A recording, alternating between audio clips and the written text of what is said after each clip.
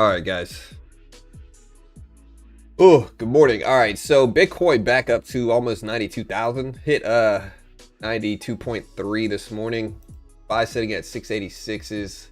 Nvidia still right around the 180s. Nasdaq sitting around the 25,700s, 25,800 level. You see, we tapped that 25,800 this morning,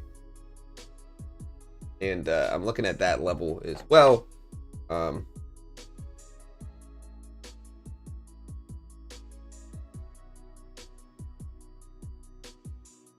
Yeah, Bitcoin honestly closed pretty close to that 89.5 thousand level I talked about last week. I don't know where it closed the week at. Let's see. Friday was the 5th. Yeah, we'll have to go look at it, but it's back up this morning, back up to the 90s. Yeah, 10-year spiked up. I saw that already this morning. The 10-year.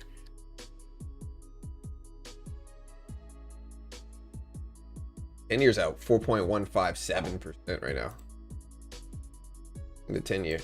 Up for sure this morning. Again, we got JP Morgan. CoreWeave announced proposed US $2 billion convertible senior notes offering.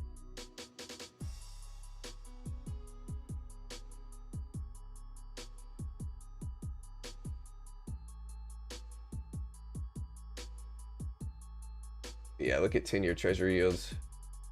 Lower PCE inflation data.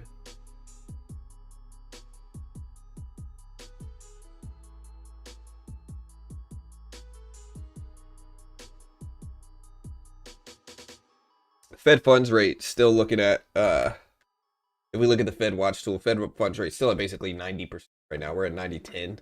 So it's 90% likelihood that we're going to cut rates Wednesday this week.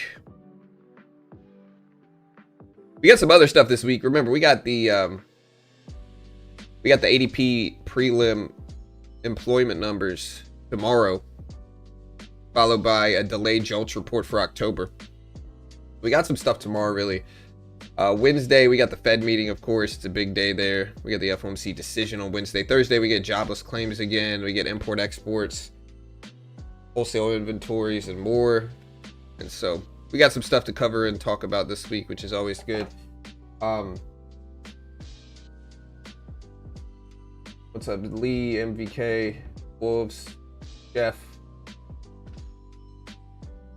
Clement, R, Luke, Guy, GB, Ray, Bandit, GK, Brian, E, Todd, Womble, yeah, hybrid.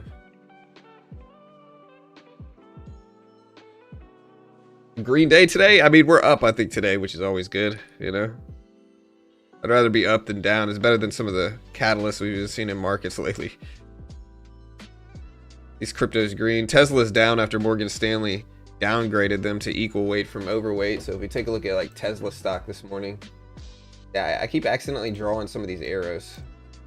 I'm gonna change from arrow to but yeah, Tesla on the 449s this morning on that news. Again, Tesla down after Morgan Stanley downgraded them to equal weight from overweight. We have Boeing's acquisition of Spirit AeroSystems nearing completion. Again, the big news last week was that Netflix is buying Warner Bros. For 72 to 82 billion. There's regulatory concerns. People are worried about it. So whether it's actually going to go through is another question mark. But Netflix kind of put their money where their mouth is and said, hey, we'll pay the, you know, it's like $5 to $6 billion dropout fee if we're not able to get regulatory approval. So that's what ultimately got the deal accepted. Basically, they said if they can't get regulatory approval for this deal, they're going to have to pay Warner Bros. Like $5 or $6 billion just in a dropout fee. Meta expanding their AI initiatives through publisher partnerships and technology. And some other stuff.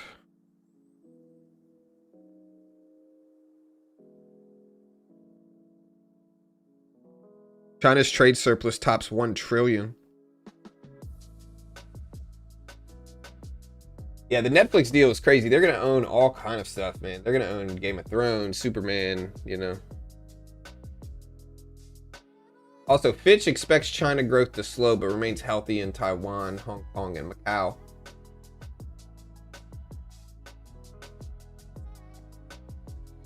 Yeah, I mean, Nvidia's up, or Nvidia is slightly green on the day. Gold is slightly green as well, but it's kind of flat this morning. It hasn't really been moving a lot, to be honest.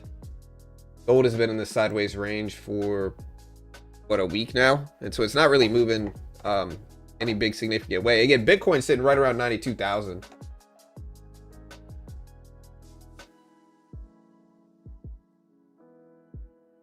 Yeah, well, what happened with this Netflix deal, again, I'm going to say it again, is that Paramount and Netflix both vied for buying Warner Bros., right? I believe Paramount's offer was all cash. It was all cash offer, right? Netflix's offer was a majority cash. It was like 80% cash and some stock, or maybe a little bit more than that, maybe like 90% or some stock. I have to go look. But Netflix was mostly cash and some stock. Netflix's total bid would equal out to, I think it's like 27 something a share. But what tipped the corner in Netflix's favor is that Netflix said, hey, look, if we can't, we're so confident we can get approval for this deal that we'll pay a $5 to $6 billion dropout fee if we can't. Like if we put this offer in, you accept, and then we aren't able to get approval for this, we're gonna have to pay you $5 or $6 billion no matter what. And so that's where Warner Bros. Was basically like, okay, deal, you know, and that's what got them the deal for Netflix. Speaking of that, I'm in Netflix. I bought Netflix a couple days ago after this deal when it was under $100. We're green on it, but again, we'll see if Netflix gets approved. I said, no, I thought Tesla.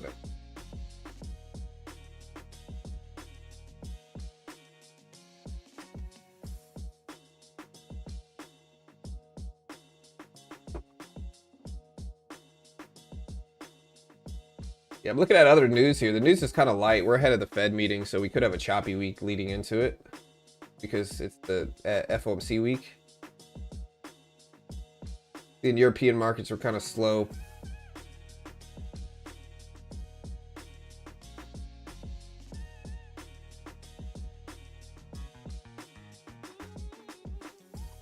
Jamie Dimon says we do not debank for political or religious affiliations. CoreWeave shares are down after a proposed offering for $2 billion, I think is what it was for CoreWeave. But CoreWeave is down.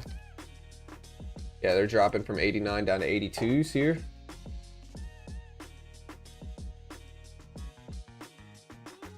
Yeah, proposed $2 billion convertible senior notes offering. And again, yields are spiking today.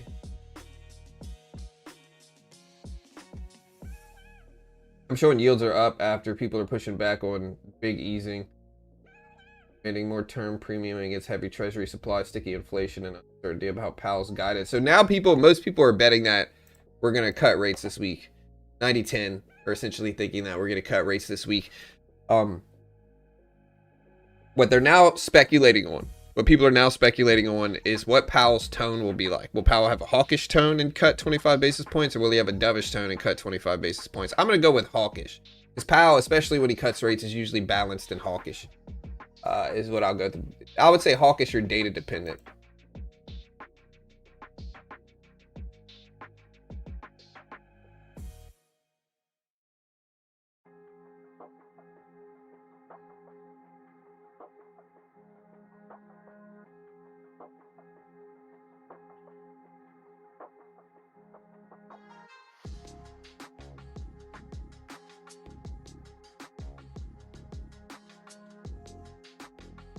Yeah, people are speculating about the Japanese rate decision, what, on the 18th, or is it the 19th?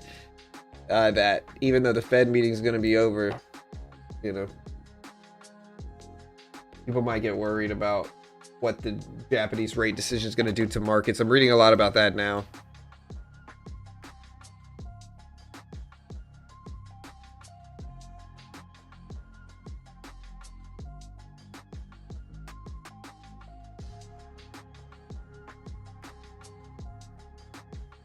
quantitative easing rumors. Maybe if the labor market is weak enough. Will Powell have a hawkish or dovish tone during this week's FOMC meeting? I'm going to do hawkish, dovish, and then we're going to do data dependent.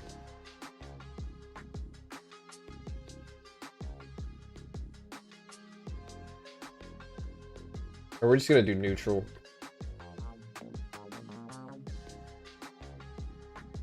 Oh, you can vote on that poll now. You know how you feel.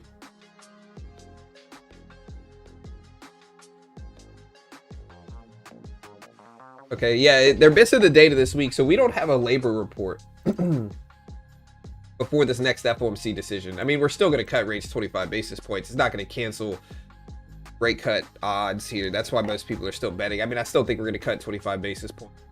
Just because I think we've had enough weak labor reports, even without the big jobs report, the big labor report, the NFP report, or the unemployment report. I think we've had enough weak reports to justify cutting rates. ADP specifically incredibly weak.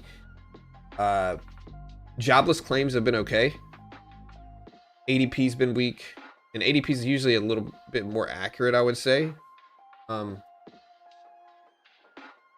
But we've had some weak signs, and inflation was relatively under control, and so I think we're going to cut rates 25 basis points. Now, this is kind of a polarizing thing because a lot of people do not think we should. A lot of people think we should wait. I don't know, man. I think there's risks. Obviously, I don't want to go into a recession necessarily, but some people might want us to because it combats inflation. We'll see. We'll see what happens.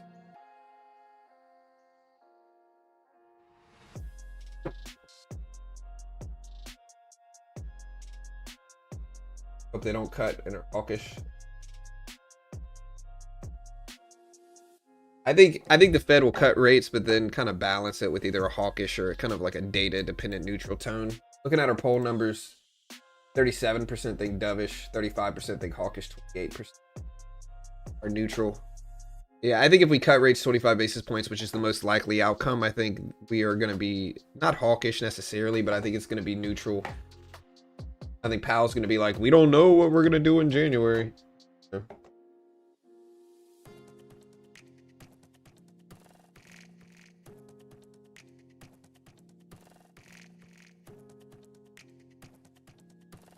News is still pretty slow this morning. Not a lot going on.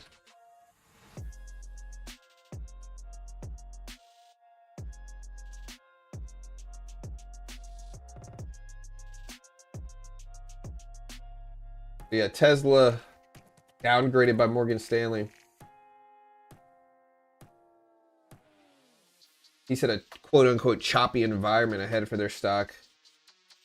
He downgraded his recommendation from overweight to equal weight while upping the price target to 425 from 410. What was a downgrade and then an up? Then he raised.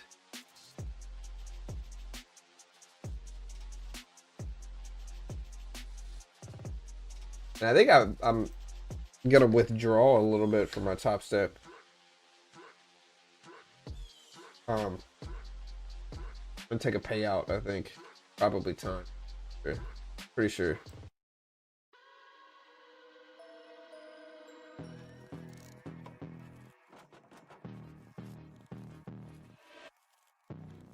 Question is, do I take a payout or keep winging for it? I don't know. In this one, I could probably take the other one. Probably take one.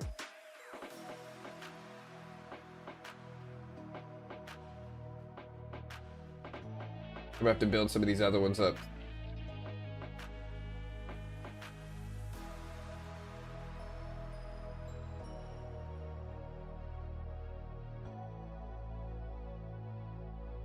Okay, we need one. Yeah, I mean, we can honestly, we've got about 3 or 4 that are pretty close. I'll go ahead and take a payout on this one now.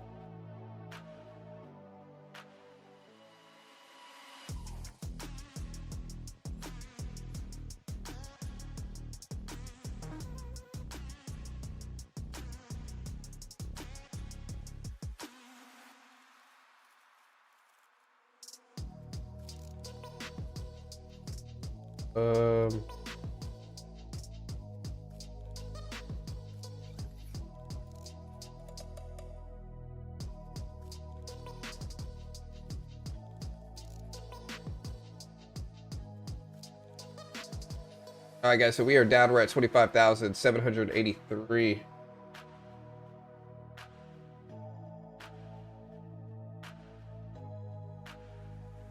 Trying to see what the Nasdaq is doing. Market's mostly up. Like if you look at the SPY, green, Nasdaq green, Apple green, or Apple's red. I mean, Amazon is green, Google red, Microsoft flat basically, but slightly green. So we're kind of neutral today. I'd say we're mostly green, but there's some stuff that's red as well. Nvidia slightly green, AMD slightly green, Meta slightly red. So we're kind of flat. Bitcoin is back up to almost 92,000. Yeah, dude. Yes, last week somebody asked me, "Hey, where will Bitcoin close the week?" And what I told him, one of the answers I told him, I think I gave a top figure and a bottom figure, was 89.5 thousand. If you look at where we were on Friday, closing the day, which was what, the 5th or the 6th?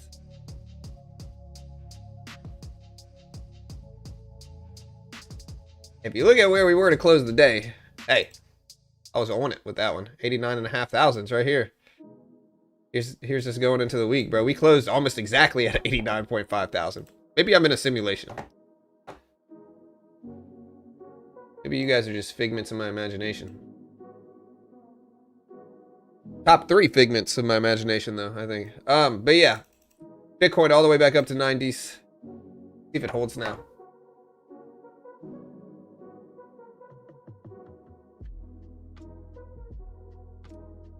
Not pumping anything. I mean, the news is kind of light this morning, though, guys. Like, I'll trade some today.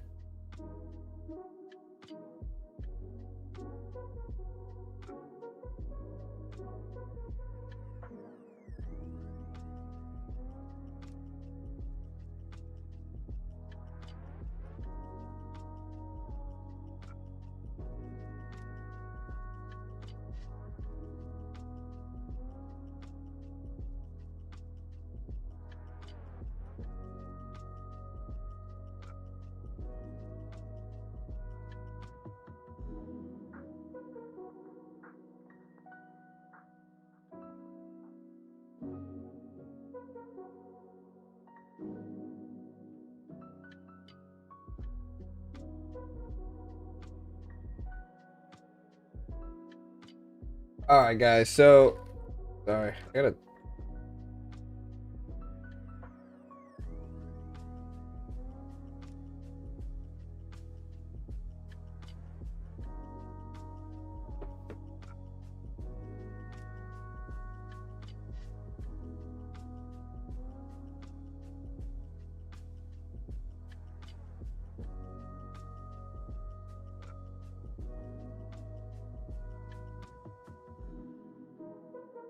All right, I'm trying to.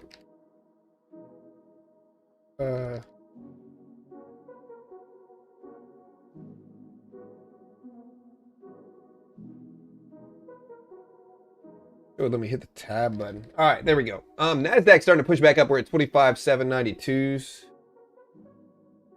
You saw this here. Ugh. All right, guys. So Nasdaq's down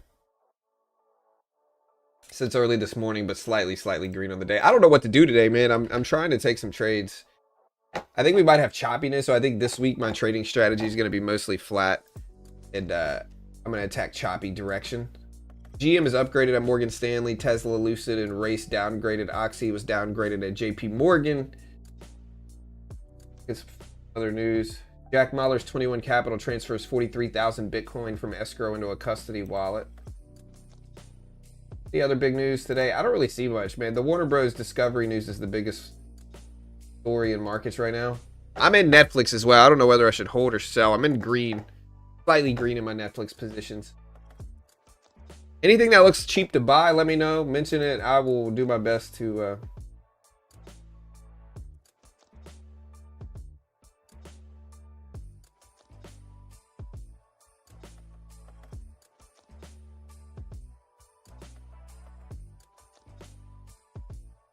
Wait, what's today? Today is 12/8.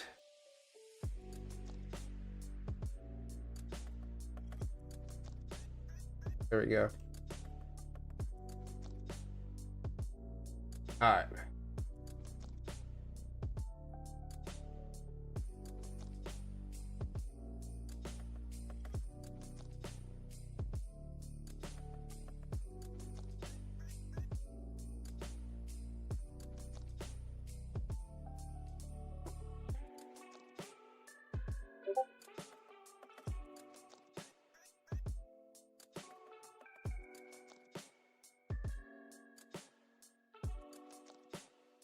For aviation, I think oil is cheap. Where's oil at right now? So oil sitting at 59.30s. Oil will rally if economy gets stronger. Yeah, maybe.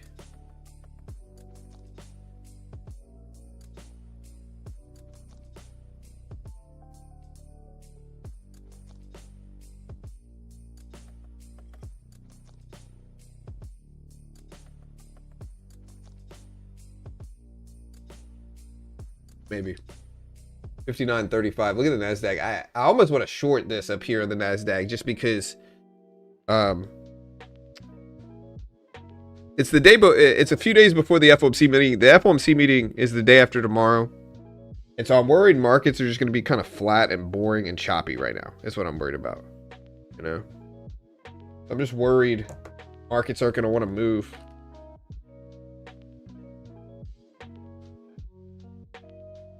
You know?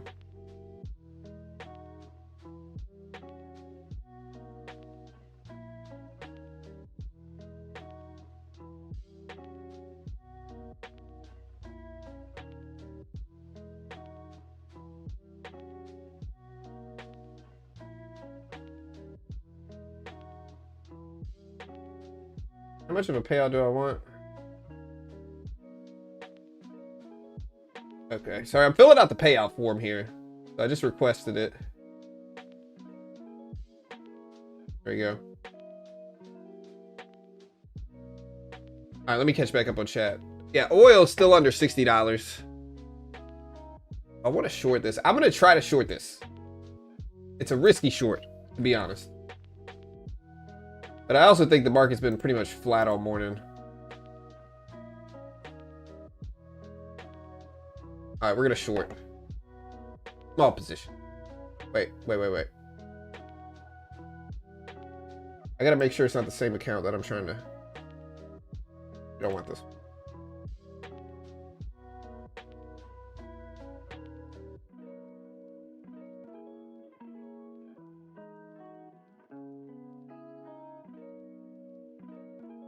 Wait, what?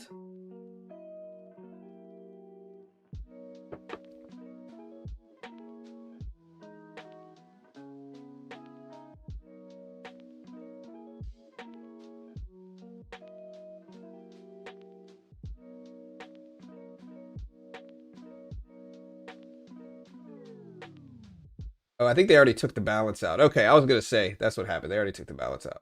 Go out of meeting. Okay, this is the right one. Should have held the short position. Dude, I would have made money, but...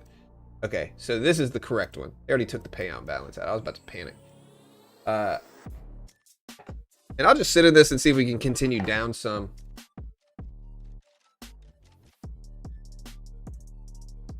Oil is a great possibility. Rumors say December 20th, but who knows? We see silver going for the next 2 to 3 months. I'm not sure. Silver's up a lot. You know, silver's sitting at 58.86. Kind of flat right now, but it's up a lot.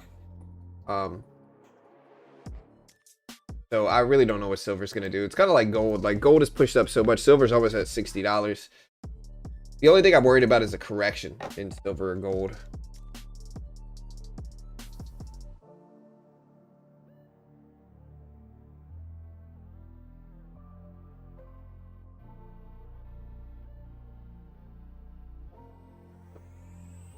Trying to read the chat. Quantum dip. Yeah, I mean, quantum stocks still kind of a struggle. Rigetti went all the way down to $20 from basically 60. It lost basically 60-something% of its value. It's at 28.70s right now, though, so it's doing a little bit better. All right, so this is such a small trade. The range is so light right now. So the range is not very big at all. I will try to short this.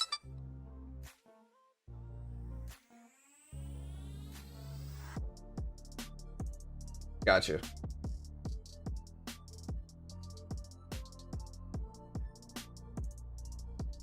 Yeah, I'm kind of just adding to this position because the range is so small right now. I do want to attack a range, but it doesn't work. We'll just cut it.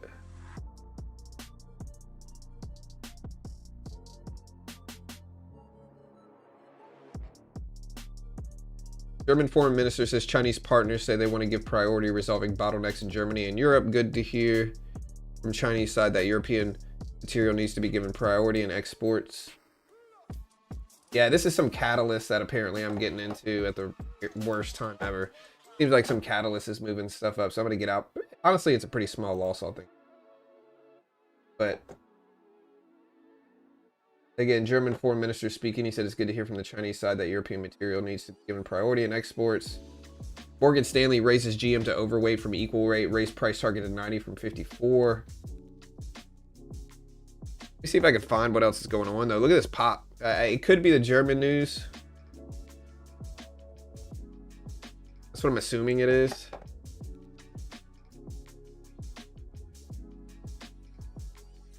There's NVIDIA.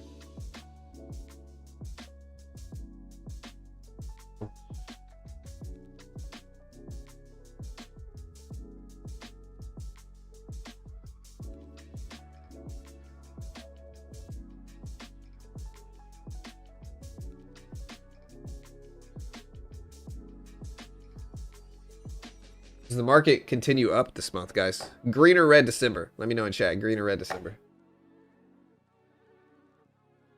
Yeah, it could be 800s. Oh, that's a candle. But, I mean, the range is so small on the day, though, that any, like, small candle looks big because the range is so small right now. The range is tiny this morning. Copper is record high as China's policy. U.S. imports spur rally.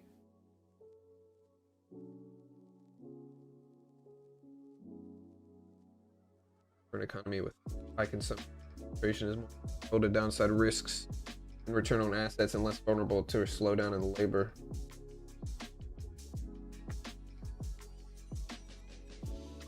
Looking at our poll, 36% think hawkish tone, so that's actually the majority right now, as of now. Green, green, Santa like red, green, red.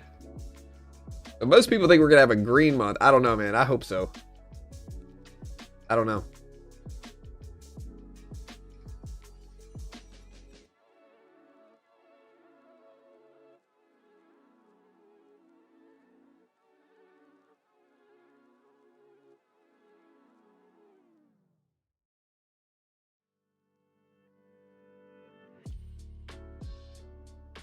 Copper climbs to record high. Yeah, so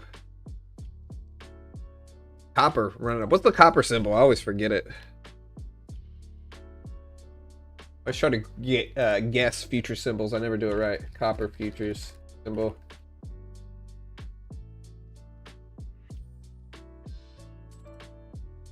HG. Yeah.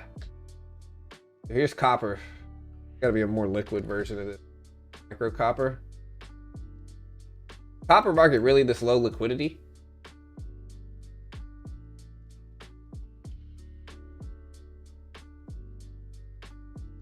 HG. Gotta be a more liquid copper, no? I'm not a big copper trader. Nasdaq's still pushing though. Look at this. Nasdaq over 25.8s. Bitcoin on a little dip here.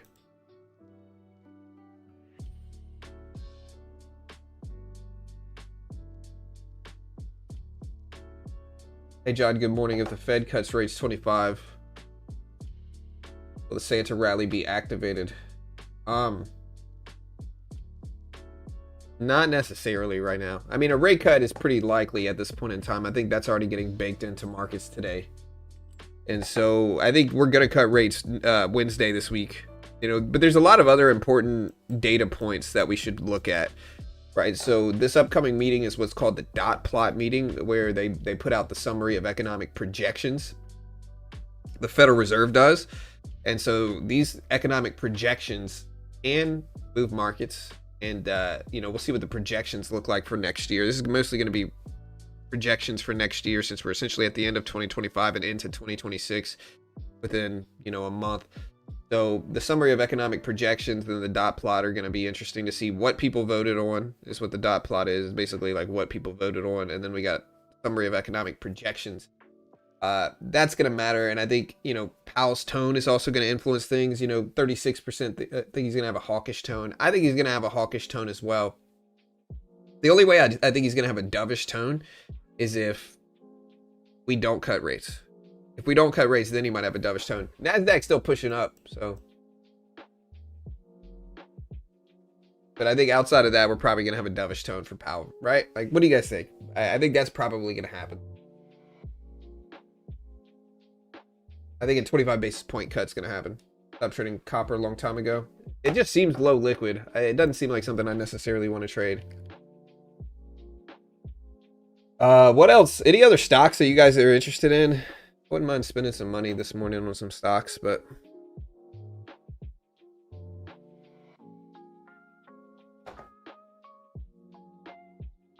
Treasury bills should be paying out a little bit more with the yield spiking. App loving.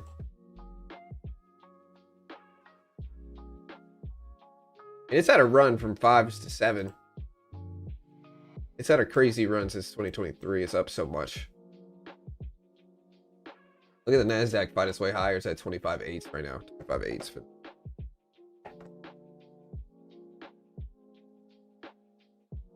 Yeah, Open Door was big, but it lost a lot of hype, right? So Open Door, people think AI is going to benefit this company, though, and they might be right. But I don't know enough about it to really. It was too cheap. $7 stock. You know, maybe it runs big, maybe it falls back down to $2. Much risk. What can he be hawkish about? Jobs weak and inflation high but stable. Well, the inflation high but stable is the thing he can be hawkish about. It's not necessary. It's not like he's going to say, oh, he might say the labor market's resilient, but he can certainly be hawkish regarding the inflation rate. He's going to say, oh, our target's 2%, we're at 3%, you know, whatever else he wants to say. So, I mean, he can find a reason to be hawkish, and usually he's balanced. So if we cut rates, then he's kind of hawkish. If we pause, then he's kind of dovish. Trying to maintain balance. NASDAQ is ripping up though here. I don't necessarily see any news. It's not a huge move, to be honest. It could be the German foreign minister speaking. He said EU tariffs would be a measure of last resort.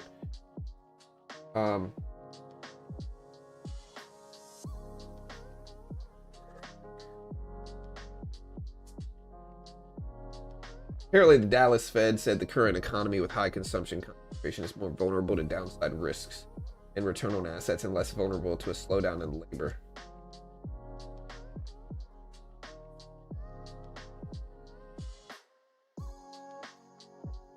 Well, my shorting idea was wrong. Top 3, most wrong ever. Do y'all think the Netflix deal will go through? This is the question. Do y'all think this Netflix deal will go through?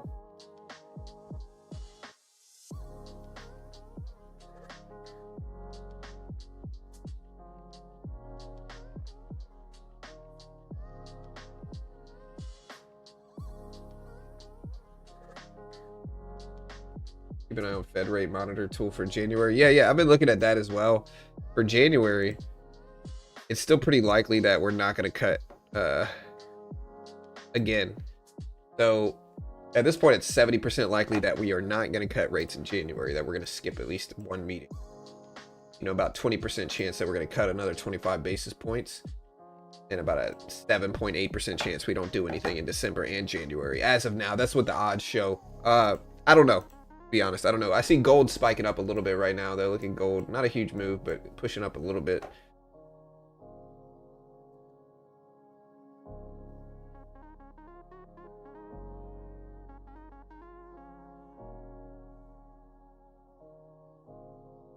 Sergio.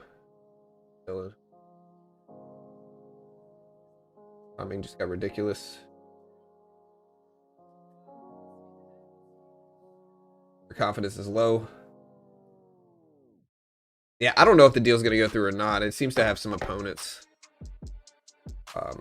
Again, I know if it doesn't, like I said earlier, the big question mark regarding this deal, and the reason Netflix won is because they were willing to pay a let me see how much it is.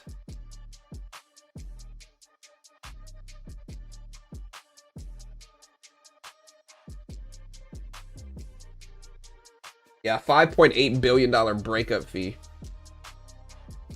So yeah, a $5.8 billion breakup fee Netflix agreed to pay Warner Bros. If their recent $72 billion acquisition falls through, primarily due to regulatory rejection. So essentially, Netflix is committed to buying WBD's assets, including HBO Max and its studios. It includes Discovery, Warner Bros., TV studios, streaming services. $5.8 billion penalty. And Netflix plays Warner Bros. If the deal fails, a huge sum compared to typical industry averages. It shows Netflix's confidence in getting regulatory approval and determination to acquire these valuable assets.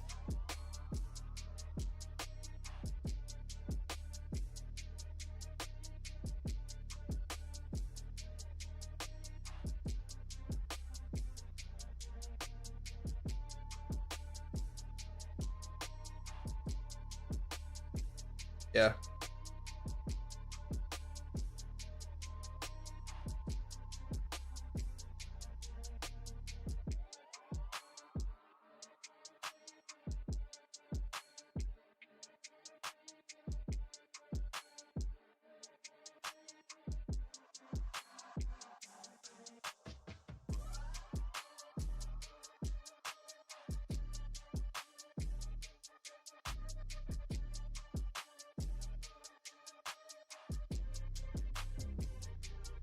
All right, guys, so we're down to 25,803s.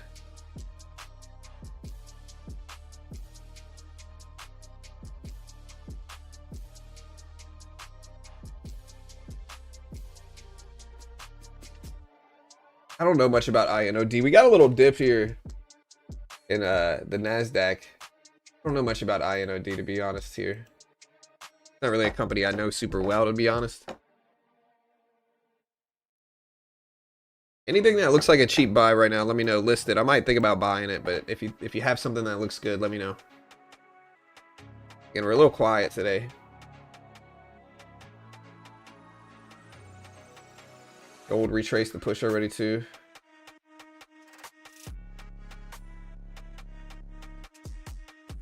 Yeah, I mean, it wasn't even a big push for gold. Gold's been basically flat all morning.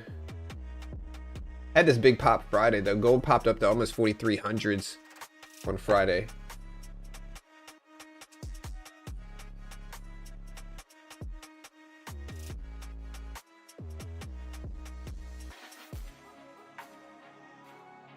Yeah, it's an ETF.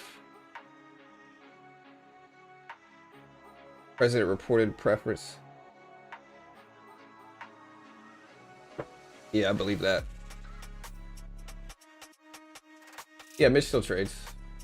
You buy non-US stocks? No, not really. I'm not gonna buy non-US stocks, really. No, it's just not my ballpark, you know. John, you think we'll go red into the rate cut decision? I'm not sure. I think a rate cut outcome is already baked into things right now. It depends on what Powell says. Right, if Powell is overwhelmingly hawkish, markets might go down and, you know, worry. So it just depends on what Powell says. It depends on what the dot plot shows. It depends on what the economic projections show. You know, again, the dot plot is basically a plot of where people think we're heading in terms of rate decisions for next year is what it's going to show. Like what each Fed member thinks that we should do or thinks how many cuts we'll get. And so that data will guide where markets go, I think, especially when a rate cut at this point is pretty likely. I think people are going to pivot to what happens now. Yeah.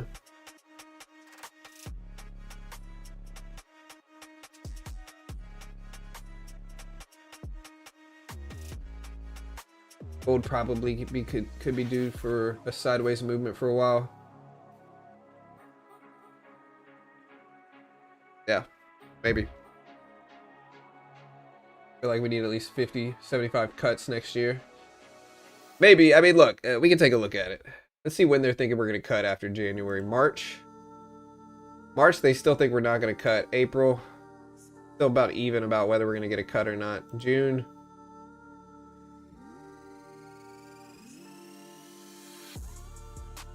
Yeah, so they think we're going to cut. This basically thinks that we're going to cut once in December. We're going to skip 3 Fed meetings. So that's 18 weeks. 3.5 months, and then we're going to cut again in June. Or 4.5 months. We're going to cut it again in June. And so again, it thinks April, 50-50 on whether we cut in April or June at this point. March, they still think we're going to be where we are after. If we cut 25 basis points, we'll be at 350 to 375. Right? It's about 50% likely that we're still going to be at that level as of now. This is always subject to change. We're going to have a lot of reports, a lot of data reports, a lot of stuff coming out in between now and then that is going to guide what happens here. But we'll see how many times we cut next year. I'm not sure. Depends on what the labor market looks like. Interest rates need to come down to 2%.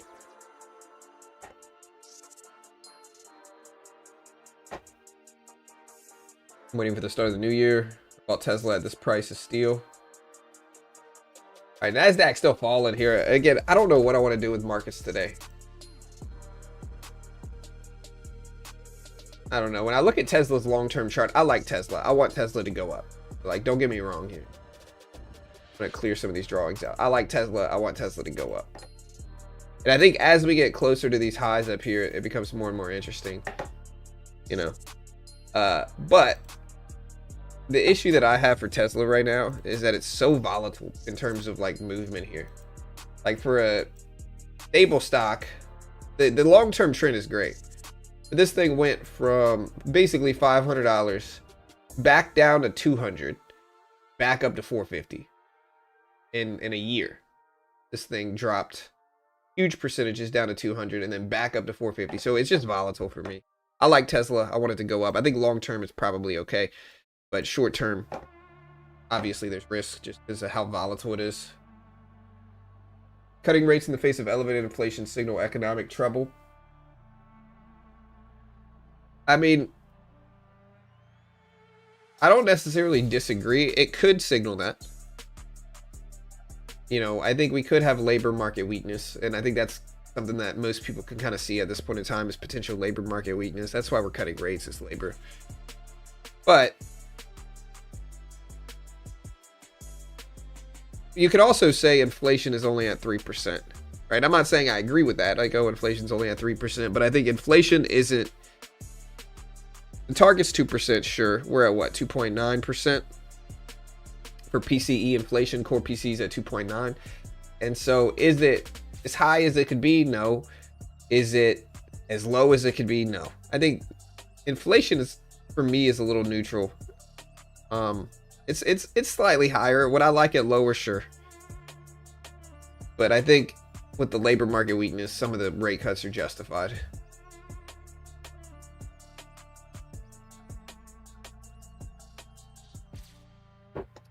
Yeah, and I think if we look at like a CPI inflation graph here over a long period of time, all right, we could argue it's high or low. It's maybe a little elevated for sure. But again, like, you also have to understand, like, look, honestly, we're kind of neutral. Like, here is a inflation metric graph, CPI inflation. 3 is right here.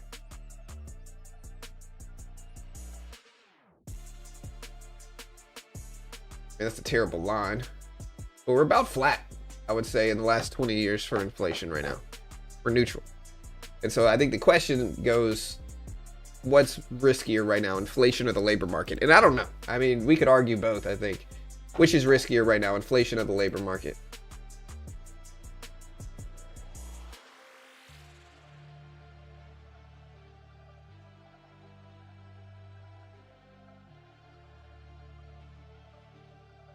You're gonna lighten your bank account by printing tons of money and then go back to QT. Yeah, they're gonna go back to QT if inflation spikes. You think they're gonna do easing? QE? Maybe they do. Well, true inflation is always different than these metrics, right? Like, mostly because a lot of these metrics, you got to look at the true cost of living, especially with food and energy. And the 2.9% we got Friday was core PCE. I think headline was 2.8. That right? IBM is going to buy Confluent for 31 per share in cash. IBM's going to acquire Confluent to create smart data platform for enterprise generative AI.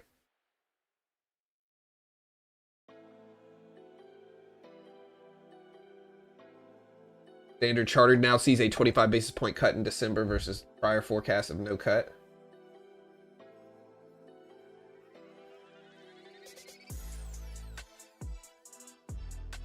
Morgan Stanley raised Ford's price target to 14 from 11.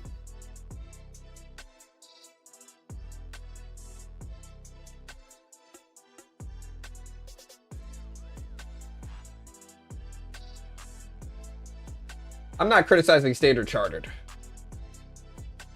But if old John at Beginner Trading can get the rate forecast correct, and you're changing your forecast about 2 days before the Fed decision,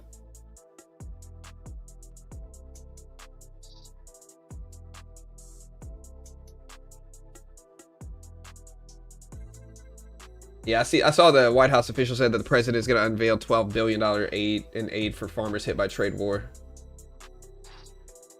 I don't think outright QE happens. I hope not, honestly. I know some people are going to get mad at me. I hope we don't start printing. I don't think that's necessarily good. And I think if they're worried about inflation, I think it's less likely that they print and more likely that they wait. You know?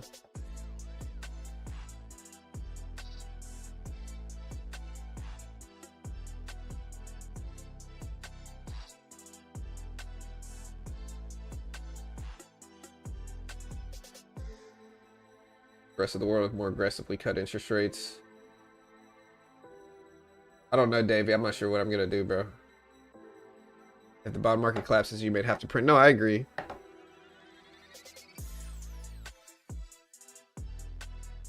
And again, yields are higher this morning. So that means bond prices are down. Bond prices really took a hit all late last week. This is longer term bonds. But still, when bond prices go down, yields go up, right? And so.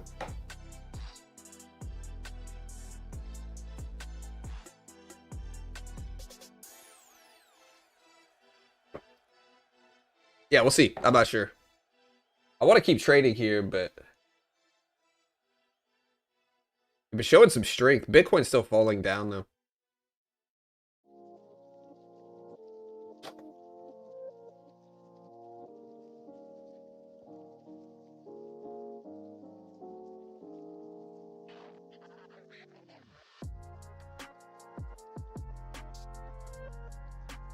Broadcom? Yeah, Broadcom pumping up to 401s. Wasn't this one way higher than this, though? Hold on. Oh, yeah, Broadcom up to $400, man. Crazy movement for this thing. I'm watching the $400 whole dollar level. Where's all my levels here? Oh, this is I need the mic back here. Yeah, see, this is why I use my levels, because when I don't have them, look at that. I should have bought that dip at 25.8. Got 830 up there, 850.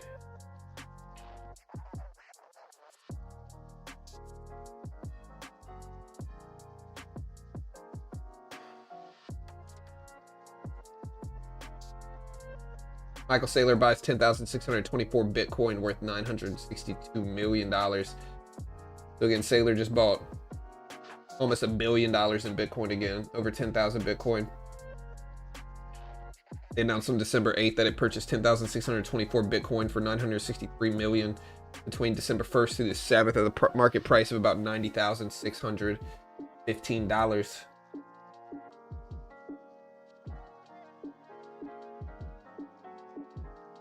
Hmm. Good or bad buy right there, chat? Is that a good or bad buy? Michael Saylor.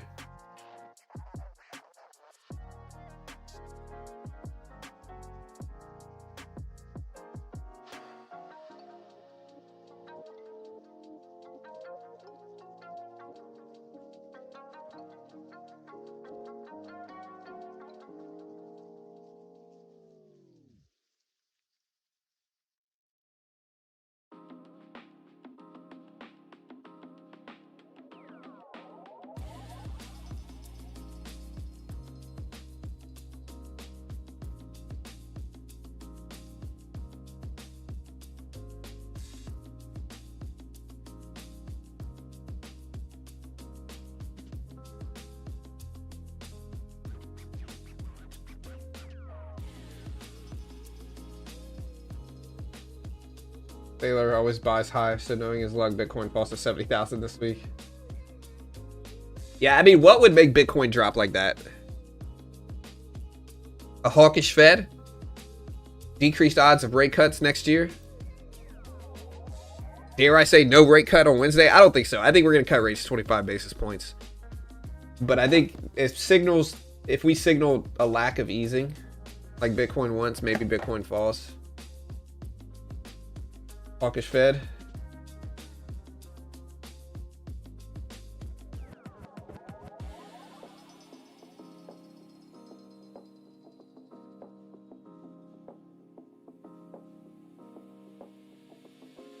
High inflation print.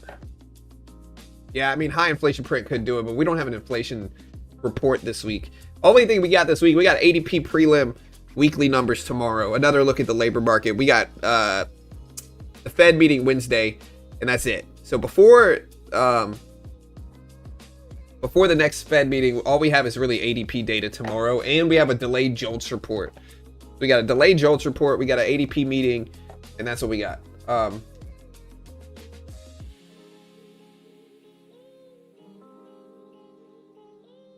One day Michael Saylor is going to sell all his Bitcoin at record highs and leave everybody with a worthless asset. I don't know. You think that would fly in public markets? I don't know, man. We need strong labor. Yeah, maybe. We'll see. I mean, you could argue that the payroll report has been strong.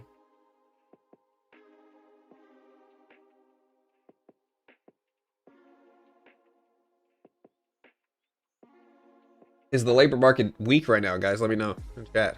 I think it is. But let me know. What's coming up this week? We got JOLTS tomorrow. We got ADP weekly employment tomorrow. Wednesday, we got the FOMC decision. Thursday, we got jobless claims. I think we have import and export data and more. So we got some stuff. Michael Saylor is the new Bernie Madoff. I don't think so. I don't think Saylor... I think there's a big difference between Michael Saylor and Madoff. Madoff intentionally lied to people, whereas Michael Saylor, he just believes in Bitcoin, right? Which is not an uncommon, like, sketchy thing right now. Bitcoin, I'm pretty sure, is still the single best performing asset in history in terms of increase to value in this relatively short period of time since its birth.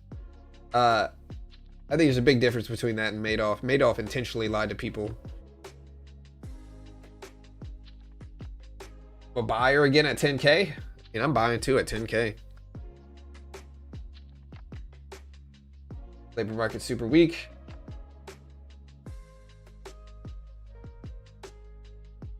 And Bitcoin, as we say this, popping up to almost 92,000. Look at it. Almost at 92,000 right now for Bitcoin. Making some moves. Again, futures higher, Bitcoin back over 91K. Markets are waiting for the FOMC decision.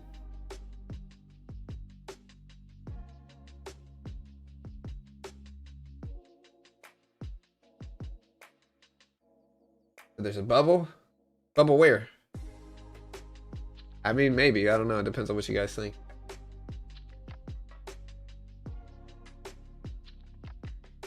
Apple's price target was raised as Evercore sees AI catalyst, so they raised Apple's price target to 325 from 300, saying the company's upcoming AI centered on major Siri 2.0 launch.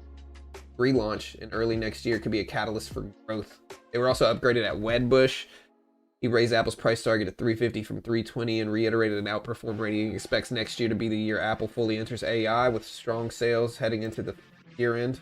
He also expects Tim Cook to remain through at least 2027 to guide Apple through the AI transition. Again, Bank of America filed for a shelf offering of up to $30 billion via an SEC filing. And again, we covered earlier that Strategy bought over 10,000 new Bitcoin. So we covered earlier, Strategy's buying more Bitcoin here.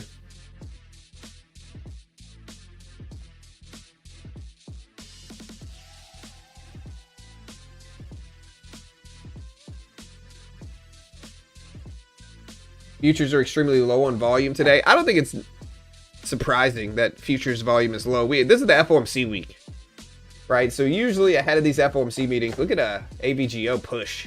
Look at it pop. Bitcoin, again, over 92,000. But NASDAQ, S&P futures, this is the week of the FOMC decision. And so what do I mean by that? I mean, most of the time markets can be flat and kind of boring the FOMC week. Right? Why? Because traders are less apprehensive because they don't know what's going to happen during the FOMC, and so they generally can take smaller positions and stuff like that leading into it is what we see a lot. Again, Morgan Stanley thinks U.S. stocks are set for bullish 2026. Michael Wilson says U.S. stocks are positioned for a bullish next year as markets leaders broadens, earnings improve, and the labor market softens only mildly. He expects consumer discretionary and small caps both recently upgraded to keep outperforming, helping stabilize prices, stronger goods demands, and better earnings revisions and lower rates. He says the Fed remains a key driver, but notes the NASDAQ 100 earnings trends have strengthened since late October. Labor market weakening gradually rather than supply. You see supportive backdrop for equities. Do you agree with this? Yeah, let me know.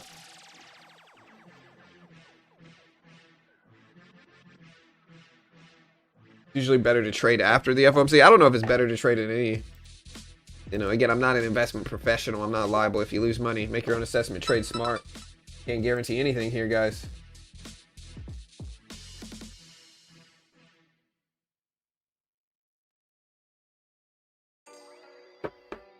Yeah, so we got the rollover next week as well, where you roll over futures contracts. But again, understand all this stuff on screen. I can't guarantee anything. NASDAQ is a little bit higher. We got the high of the day up here.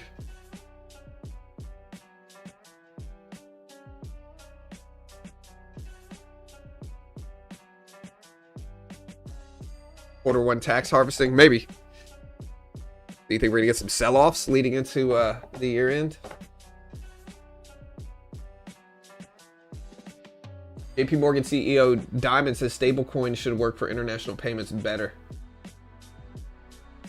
Strategy now holds 660+ thousand Bitcoin worth $60 billion. Still kind of short biased here, but look at Bitcoin fall. Again, yields are over 4.125%. They're at almost 4.15% right now. They're dipping down a little bit from where they were this morning though.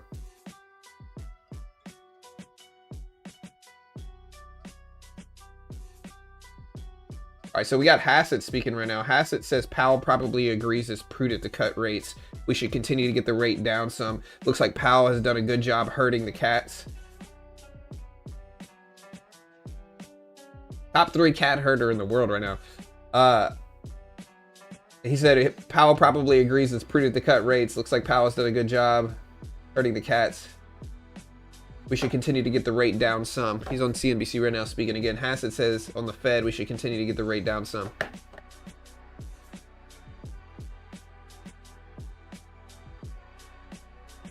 Hey, John, do you think rate cuts can be buy the rumor, sell the news? Yes, I do.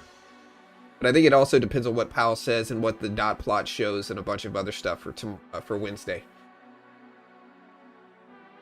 Because I think a lot of it depends on.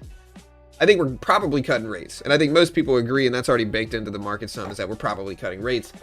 Now, I do think that markets are going to wait to see what happens during the dot plot / summary of economic projections. I think that is going to influence things, and that's going to be relevant for what happens in markets.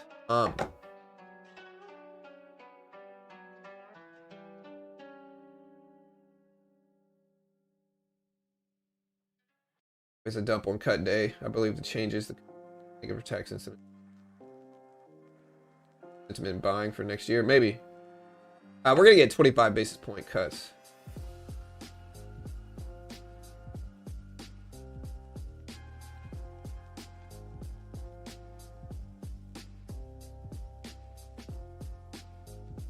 Yeah, we're gonna get 25 basis point cuts. We're not doing 50. 50 is never gonna happen for this meeting. 50 is just not gonna happen. Like, we're gonna cut rates 25 basis points almost certainly, and that's it. Like, we're not gonna do anything else outside of that. We're gonna cut rates 25 basis points. We maybe, like, there's a tiny chance we pause, about a 10% chance, but I'm not gonna bet on the 10% likelihood. I think at this point it's pretty likely we're gonna cut rates 25 basis points, and that's that. I don't think I don't think there's a big chance we do anything outside of that.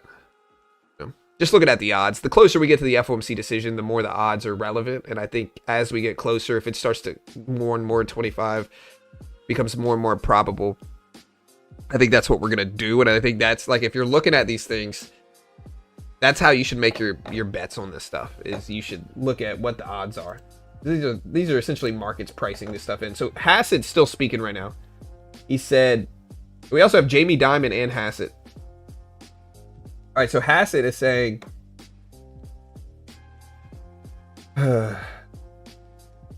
Hassett says, on how to cut rates, says we must watch the data on how to cut rates. He said it would be irresponsible to lay out a 6-month rate pledge. He said we must watch the data. It would be irresponsible to lay out the 6-month rate on how low to cut rates, says we must watch the data. The president has a lot of good choices. And again, I see a couple people talking about this on social media. To me, it seems like Hassett is trying to sound more like the Fed chairman. And so that means Hassett's almost certainly going to be the next Fed chairman. Just based off of how he's talking right now, I think that makes sense. He's trying to ease into that role for next year. So again, I think Hassett's trying to sound more like the Fed chairman. He said it would be irresponsible to lay out a 6-month rate pledge.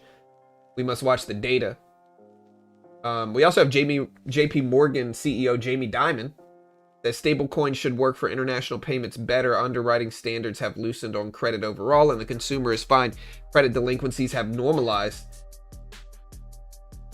Hassett lauds Waller. Bowman Warsh says the president has a tough pick. He said, if I have to be that choice, I'll be pleased to help him. Bro, he knows who. He said affordability gets fixed with wage growth. Positive supply shocks should help the economy, he says. Question is, do you guys agree with him now?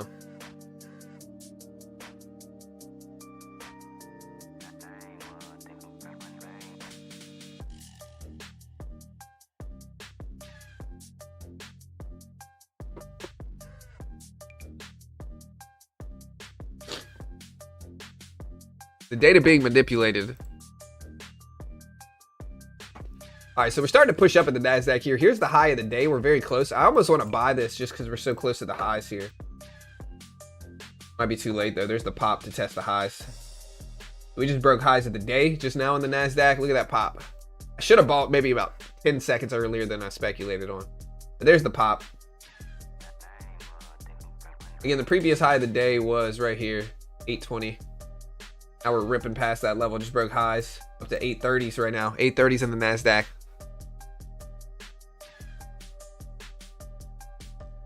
Again, Hassett says we should continue to get the rate down. Still speaking.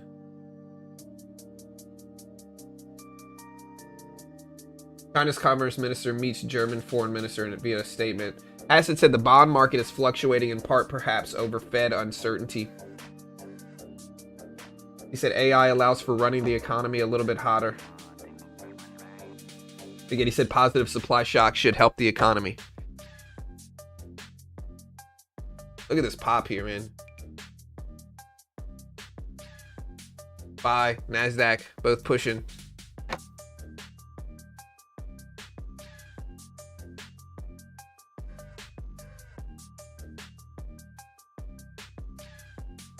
November being so weak, they're dragging the bull out.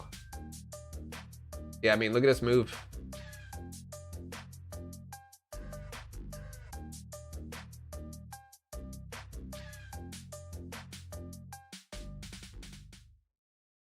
Trying to see if he's still speaking here.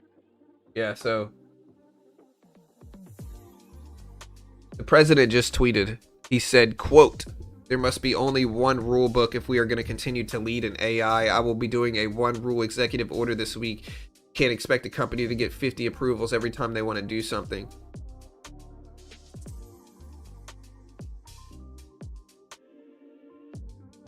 He said, "There must be one rule book if we're going to continue to lead in AI. We are beating all countries at this point in the race, but that won't last long if we're going to have 50 states, many of them involved in rules and approval processes. There can be no doubt about this. AI will be destroyed in its infancy.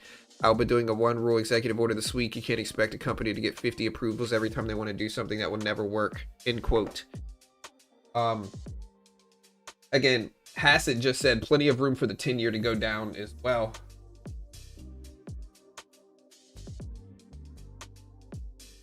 Again, Hassett said the bond market is fluctuating in part perhaps over Fed uncertainty.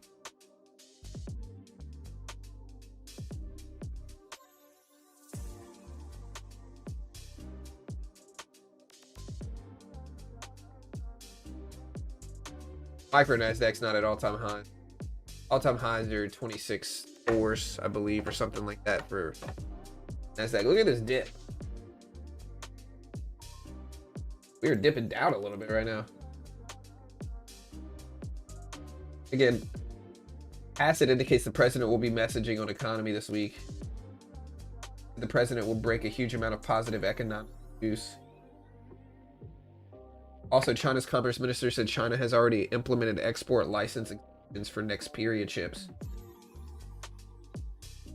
Goldman Sachs also sees Fed keeping January cut options open. As the Fed may cut rates this week, but will avoid ruling out another move in January. He argues the FOMC won't commit to a pause. Continued labor market softening could justify another cut with no new jobs data since September. They're still unlikely to leave their options for early next year in January. So China's commerce minister also says they hope German government to create fair and open environment for Chinese firms. China attaches importance to Germany's concerns regarding export controls and Xperia. Whatever this is making markets fall here, though. Look at markets flop down.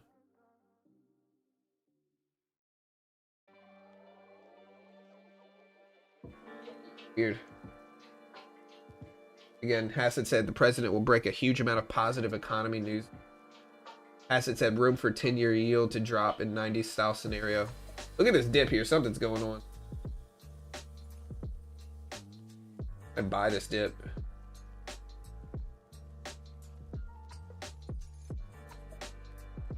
Risky because it kind of seems catalyst driven, but we'll take a small stake in this. If we pop right back up.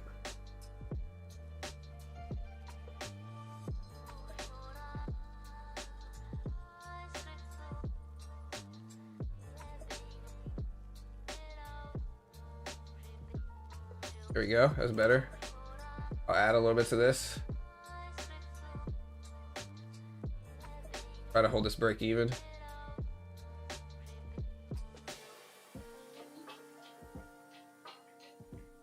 Try to see if there's a reason for this. I'm gonna take half off up there and just lock that in. The only thing I really see is Hassett maybe speaking here. Trump will do a one rule AI executive orders this week.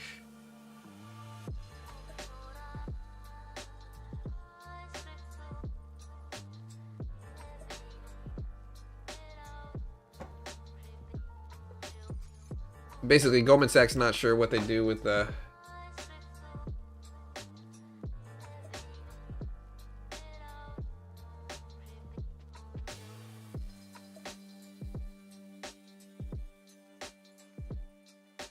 bounce right there, that 800 level. Might add a little bit more too. The range is so small, maybe I can justify it.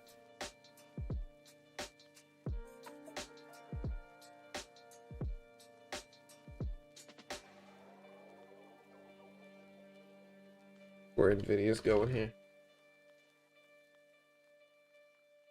Dragging it down.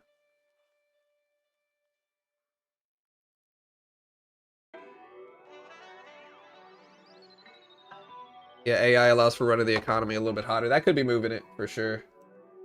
Wonder if he's still speaking though, which he is. Hassett says orders should help AI companies understand what the rules are on ACA subsidies. He said we'll meet with the Senate Republican leader Thune today. Expect third straight year of CPI drug price declines. I'm gonna try adding to this here.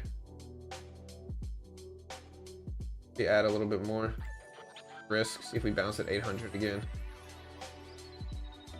Here we go. Now we did bounce at 800. Let's see if we continue higher now. Like 825s is what I would like.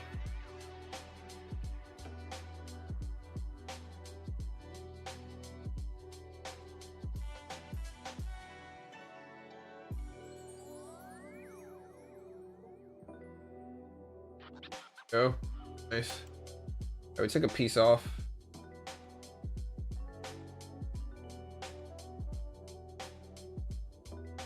And I'm adding down to a support level here at 800. I already took profit twice this trade already.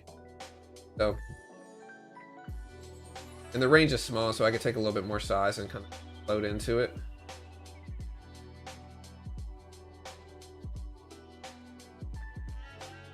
I don't know if I'd call this a falling knife. I think we're pretty green on the day. Yep. So, okay. But again, maybe I'm biased, of course, since I'm...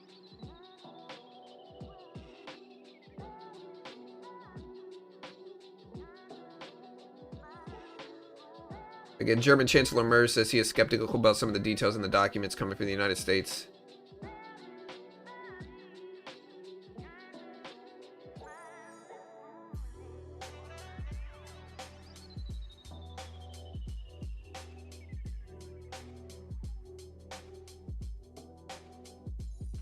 If you see, keep speaking here.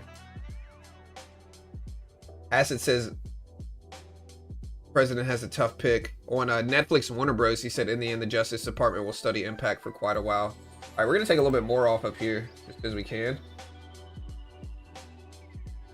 We did get a bounce at 800, and now we can just be really loose with the rest. See if we can push higher. I'd add to this too, but actually I'll just give it a second.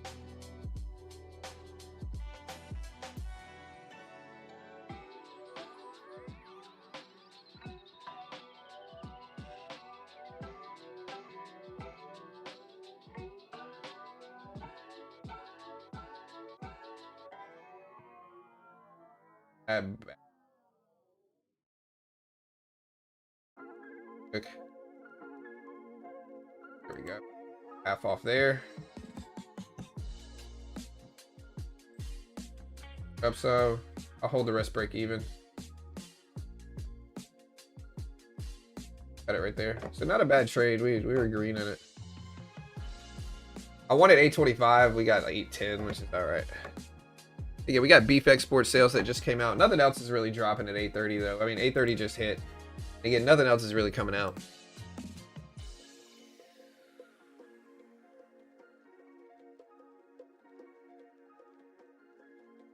We got beef export sales, so up at 15.1 tons. Previous was 15.3. Like I got out just in time here too. Again, here's the 200 exponential right here at like 795s. Gotta make sure nothing's going on in terms of stuff they're saying. All right, so Hassett again said the president is interested if the analysis of Netflix Warner is correct.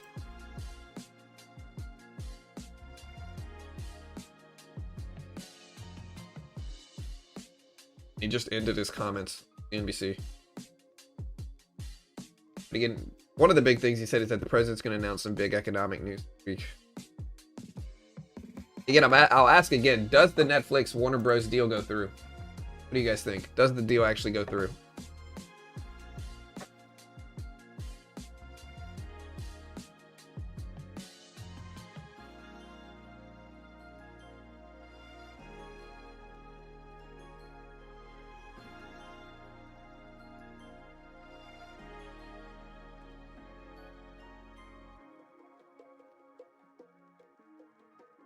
We went up tapped highs and then just got pushed fast here down. I'm looking at what is causing this drop.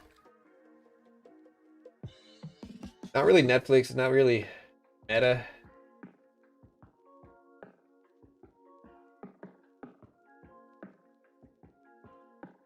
Apple maybe causing this drop. Apple's starting to fade down a little bit.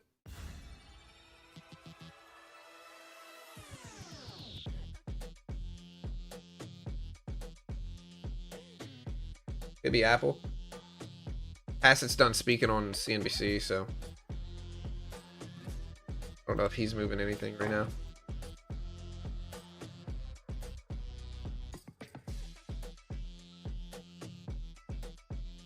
I'll buy this dip now here.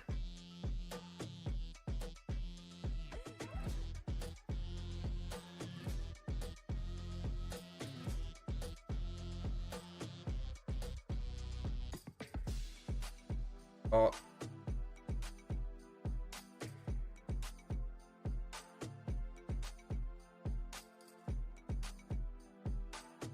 Yeah, we'll see. We'll see. It's a tricky market. Put it that way. Should have bought.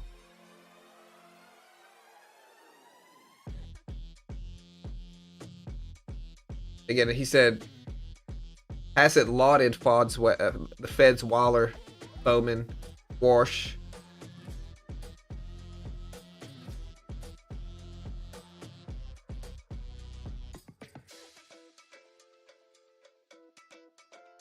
Again, Powell said AI allows for running the economy a little bit hotter.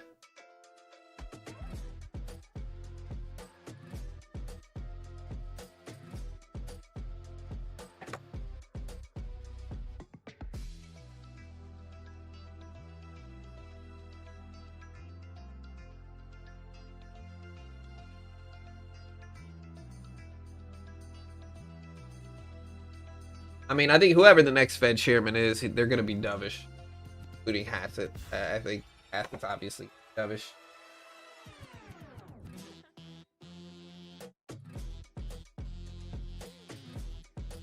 You know, I think Hassett's obviously going to be dovish.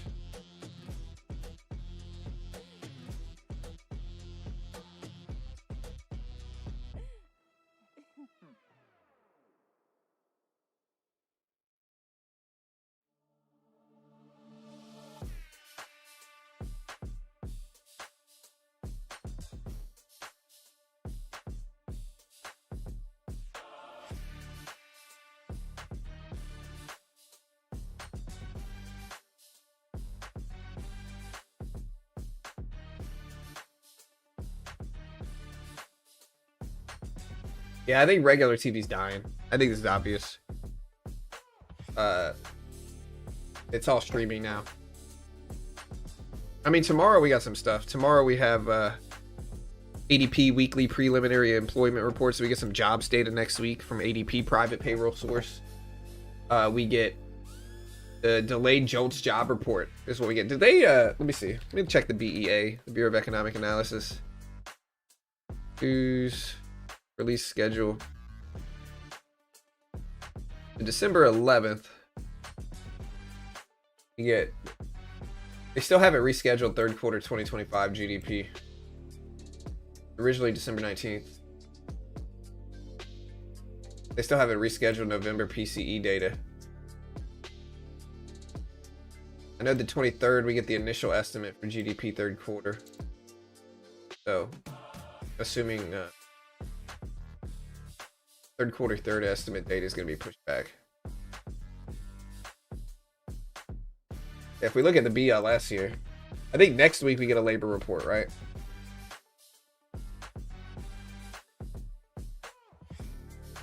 Yeah. So the 18th we get CPI. So next week we get CPI. Next Thursday we get CPI.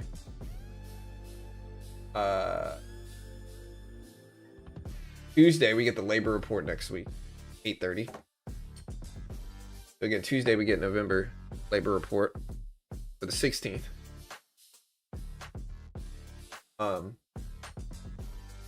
Tomorrow we get JOLTS. Tomorrow we get JOLTS for October. Supposed to come out on the 2nd. Now it comes out on the 9th.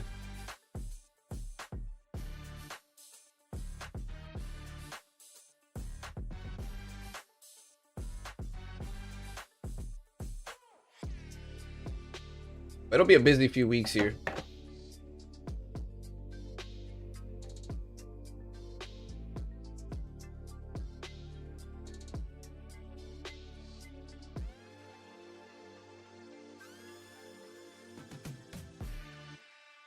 Are y'all arguing in chat? I can't tell.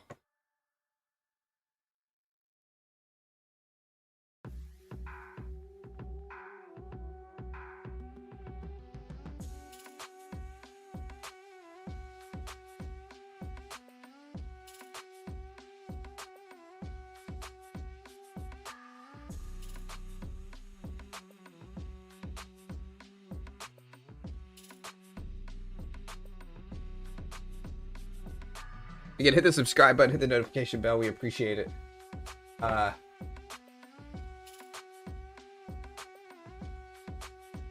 Today's really the only boring day where we don't have any economic reports coming out.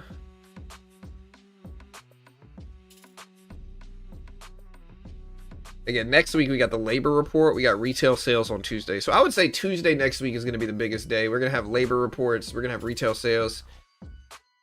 Monday, we even have the Empire State Manufacturing Index. And then Thursday, we got CPI. I don't know when we're going to get PPI. I think we might have already had PPI for November. Haven't we? I'll have to go back and check. Healthy debate, no arguing. Okay. No, they're not serious wanting AI to rule. Nobody actually wants AI to... Again, like I said, I think AI can do a lot of stuff. Right? Problem is that we have to make sure there's no defense mechanisms with AI. I've said this once, I'll say it again. We can't be so desperate for money and funding that we ignore one of the biggest risks, which is you better not program those things with defense mechanisms. That should be like the number one.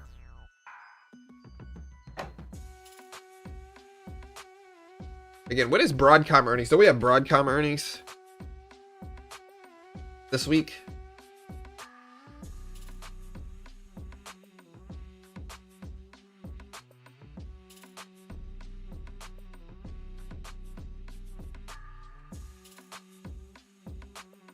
Tomorrow we have GameStop. Chewy, Wednesday.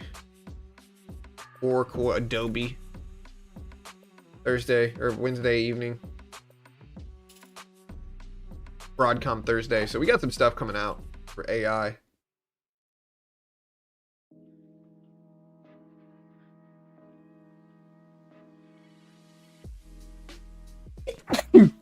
Ugh. Excuse me. Alright. Okay, we're alright. Look at this level hold here, guys.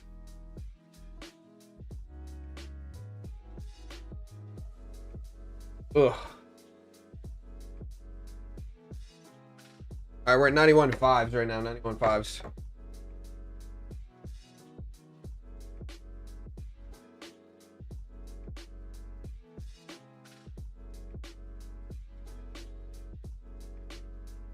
What a sneeze.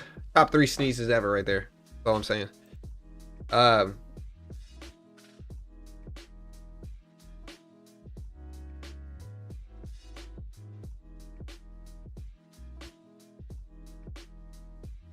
Yeah, I mean, I think some of them are working on a common goal, but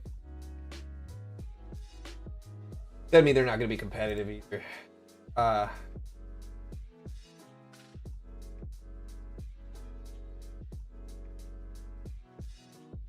What's up, Ray?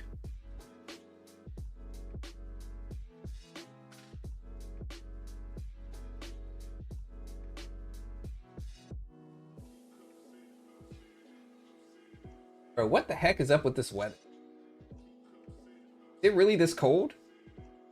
So in Texas, it went from last week was freezing. Not actually freezing, but super cold. Today, sorry, I have to use my sweater. I'm not gonna wear this sweater out anyway. I don't have a tissue. Sorry, guys, I'm sorry. But it went from last week was cold. Sunday was warm. It was like 70 degrees outside yesterday. It wasn't even cold. And then today, now it says it's 48 degrees outside. Cold. Weather's not even... How does it get warm for one day and then it's back to cold? I don't get it.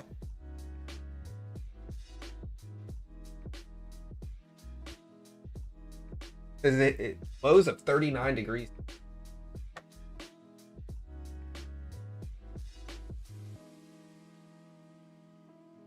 I'm from Canada. I lived in Canada for a while. Winters are tough. Nasdaq's very flat right now. I mean, we're just basically sideways here, chat. What's up, Mama Pawn? Oh, in Louisiana. I'm from Louisiana. In Louisiana, we get one little drip of snow. Everything's shut down. There's problems everywhere. Infrastructure can't handle it. It turns into a crazy situation if we get like one drop of snow. It doesn't even need to be snow. There just needs to be some ice. Then there's problems. Nasdaq is starting to push up. We're at 25.8s here. 25.8s. Texas is basically the same thing.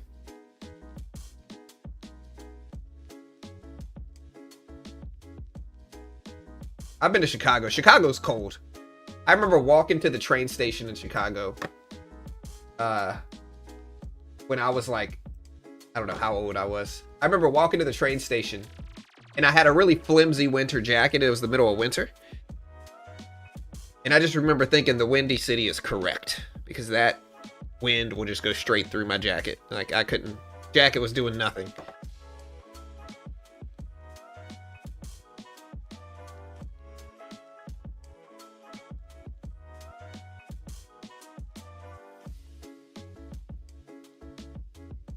Yeah, I mean, I'm basically from Southeast Louisiana. I'm from Baton Rouge, Louisiana. You know, so that's basically Southeast. And so, yeah, I know. It shuts down. There's problems. We get some ice and stuff. It happens. It doesn't happen. It happens so little that if it actually does happen, people celebrate. They're like, hey, we got snow.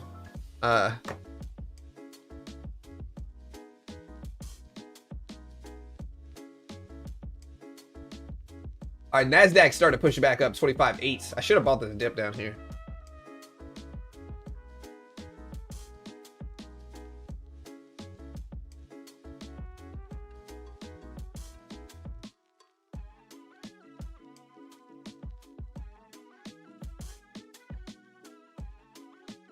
Why Netflix no bouts? Because people are skeptical the deal's going to go through, especially with Hassett's comments. So this is. I'm in Netflix. I'm green, but I might lower my size just a tad bit here. There we go. I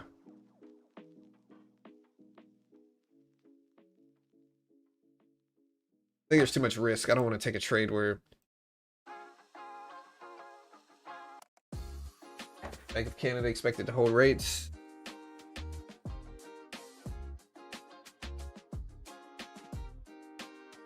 All right, so Dalio, Ray Dalio says the biggest AI winners will be users, not mega caps. He said he would be invest in companies using AI to boost efficiency rather than hyperscalers. He warns that market concentration and high valuation pose risks, making diversification essential. He says he'd stay underweight debt, hold gold and other alternative monies, and invest in electricity infrastructure. He also favors countries with strong education, capital markets, and rule of law, highlighting India as an example.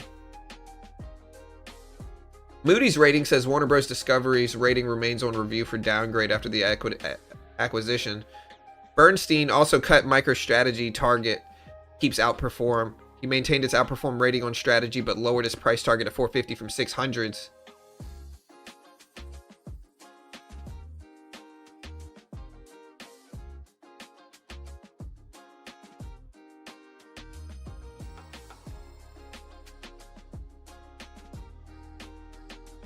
All right, guys. So again, Nasdaq's up. There's 25.8s. This level has been like a support level earlier, and we did get a quick little dip down to it and then rebounding back up.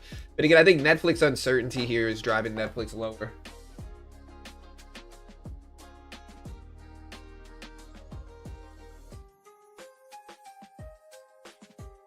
Again, yields are over 4.15% right now. They're at 4.151% in your treasuries. Japanese yields. Take a look at this. Japanese yields still rising here. Look at this. They're up today as well. Look at Japanese yields over a 5-day chart. The Bank of Japan's 10-year yields climbing higher. Even today, it's higher. So people are scared of that.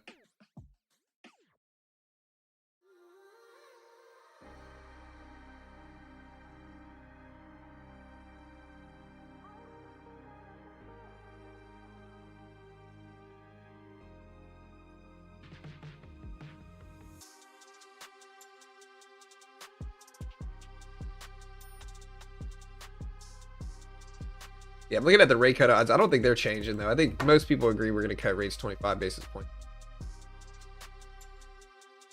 90% likely.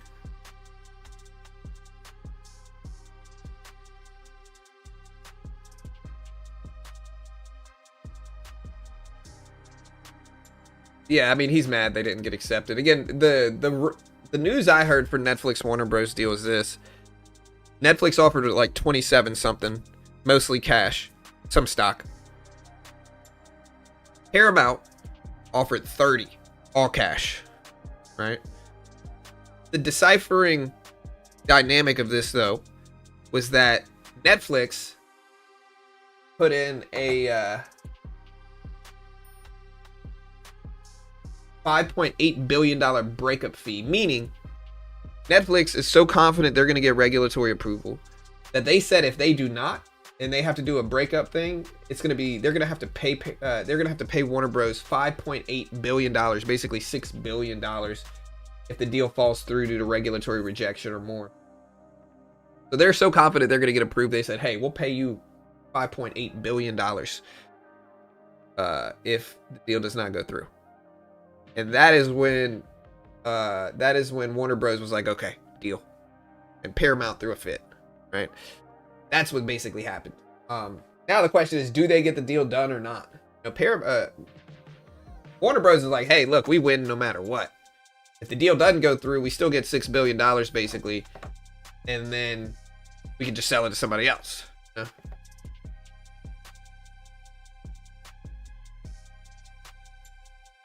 That's basically what the news is here for this. I might buy this, chat. I'm gonna try to buy it. He jumped in.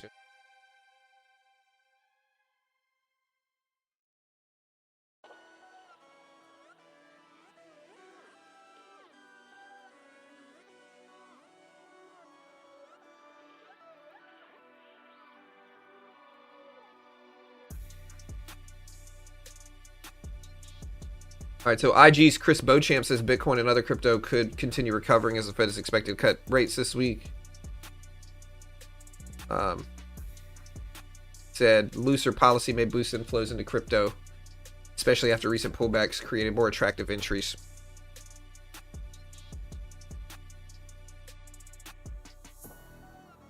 We are in this position here. I might take a little bit more risk today.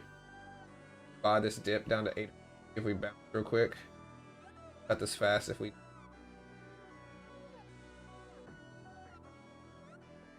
That's better. I'll take half of it off right there. Basically flat. There we go. Go. Sure. Add back to this now. Go. Luckiest trade ever right here, dude.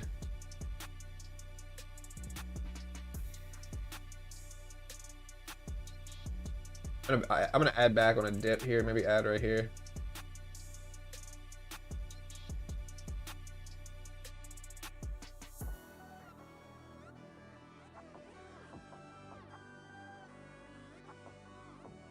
Fourth coffee already, bro? Chill out, man. Too much, dude. There's coffee. I drink 1 cup a day, that's it. FOMC is Wednesday.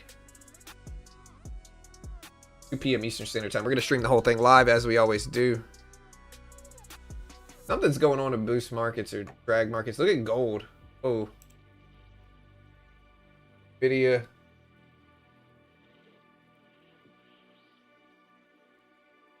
Let's see if there's any breaking news. All right, so Chinese and German foreign ministers are meeting in Beijing. We can't hold 800s. I gotta cut this. There's just too much risk here. We lost a little bit there, but it's okay.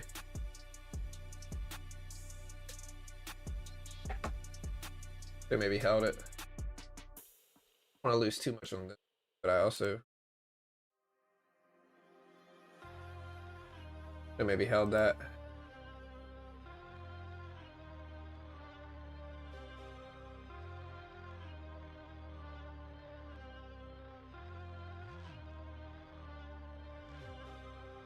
You agree no cut equals dump? 25 basis points, dump 50.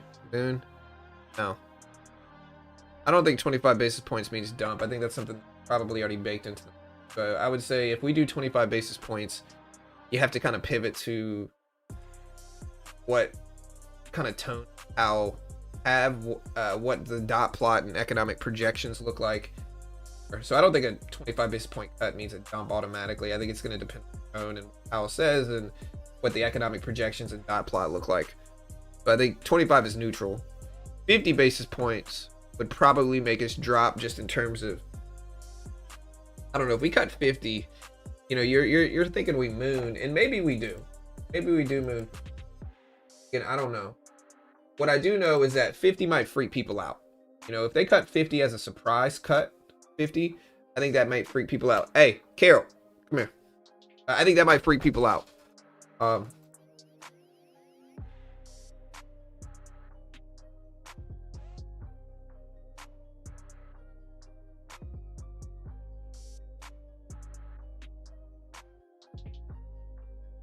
right, guys.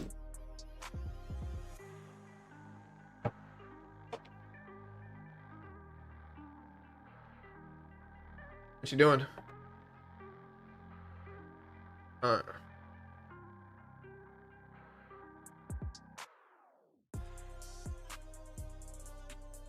Heidi, you might be a little delayed on the stream here.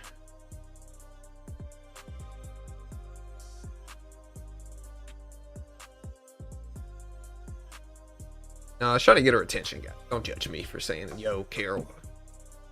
I'm trying to get her attention.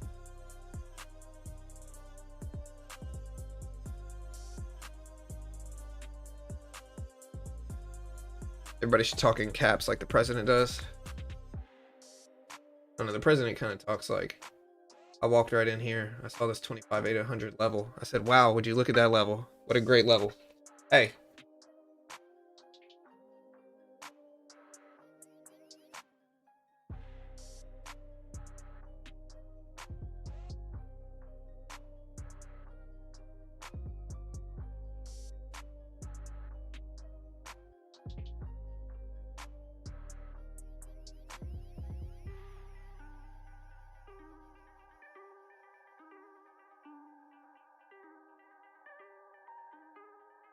All right, so we did bounce really nicely.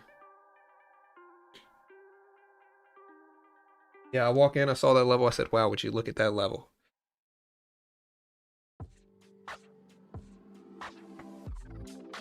Look at gold bounce right here at the previous closing price. Waiting for the opening bell. Hey, good luck, man.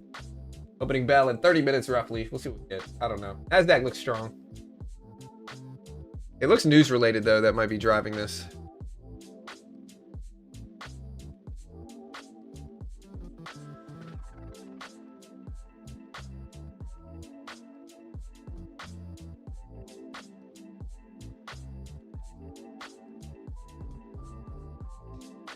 Might be the best level we've ever seen.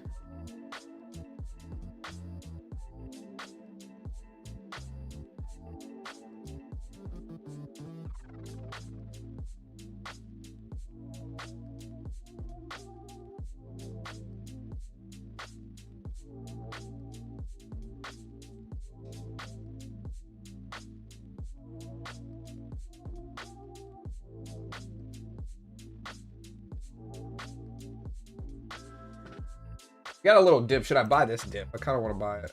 Unless we get like a huge. Again, no,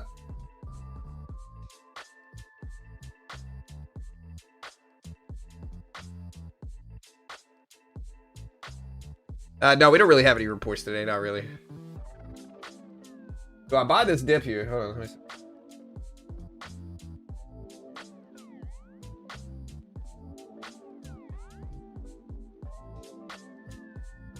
I think we're close enough to highs to make me interested.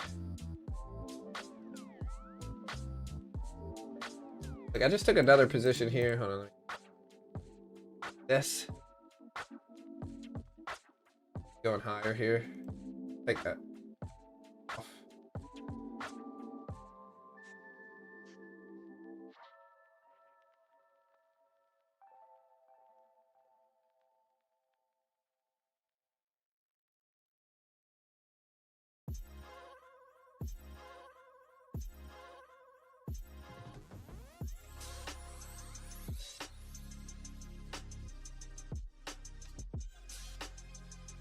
Yeah, I'm in this position. I don't know what I want to do with this.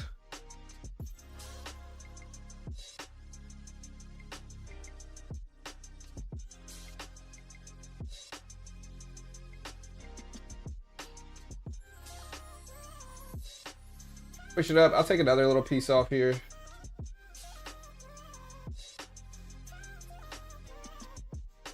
Take another piece off too.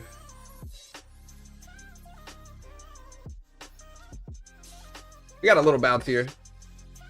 Also, if you want to check out Top Step, beautiful way to help support the channel. There's no PDT in futures.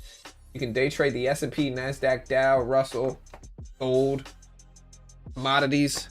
Just a great way to learn how to day trade when most day traders lose money. I'm going to cut this here and get out flat on the rest. We made money on that one. But again, just a beautiful way to learn how to day trade. We just put another payout request in today. You love to see it, and some of the most reliable with payouts. Again, they give you a 50K demo. They test your skill with it. If you pass the test, they fund you. If you fail, you lose what you pay for it. The base one's $50. So small risk. Learning how to trade with some risk makes sense when most day traders lose. And if you pass it, you get a 90% split. Anyway, they recently reduced their activation fee universally, as well as they gave people a no activation fee option. If you're a little bit better trader, you can take the no activation fee option, try to get funded once, and pay less overall for everything. So again, they are a sponsor of mine. I am biased because I get paid by them, but genuinely useful for traders. Genuinely useful. I'll put the link up. Great way to help support the channel. No PDT in futures. Good way to learn.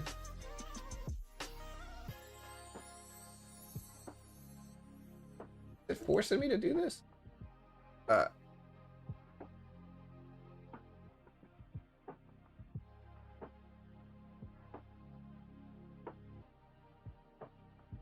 want a spot. Away.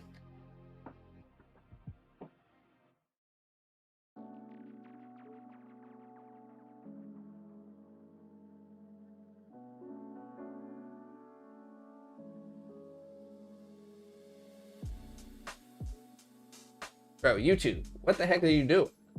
Sorry.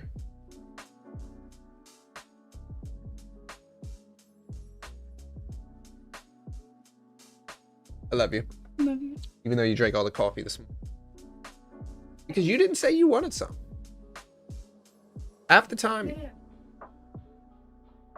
When you Right. and I love Married dad who works one job. right. You know? And I Loves his kids, never stops. and makes coffee. And makes coffee. That's right. For his wife. Struggling. Okay. Yeah. Alright, I forgot. I'm sorry. It's my fault. You're right. I retract my previous criticism. Alright, I love you. Have a good day. My daughter just mean to me today. Just mean to me. See that? Mean. Eh. Not actually mean. I guess she's correct. But...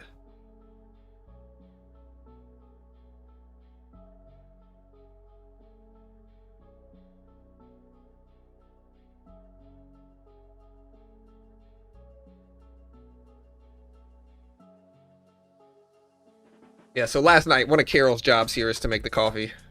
I was being nice, and so I was making the coffee for her. But I also might have been simultaneously singing, you know, a married dad who works 2 jobs, loves his kids and never stop, you know, makes coffee for the family. And apparently my daughter said she wanted coffee at that moment of time. And I did not hear her, so I only made 2 cups. Ugh. I deserve the criticism, I guess.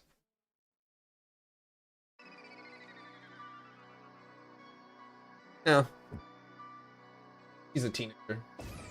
We allow it.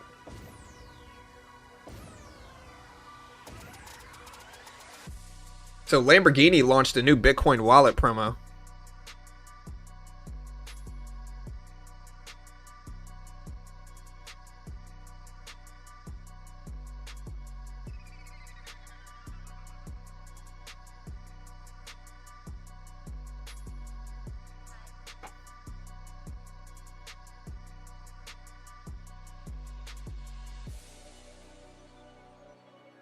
Yeah, just kind of allow it, Raymond.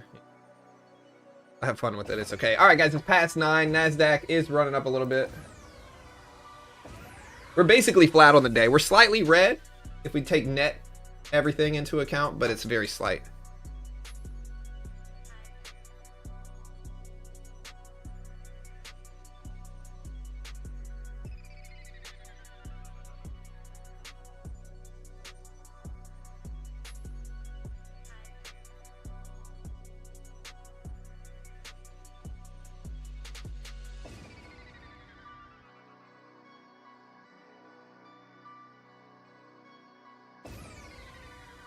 Bitcoin down to 91,500, although the NASDAQ is pushing up. Nvidia bouncing at the previous closing price here.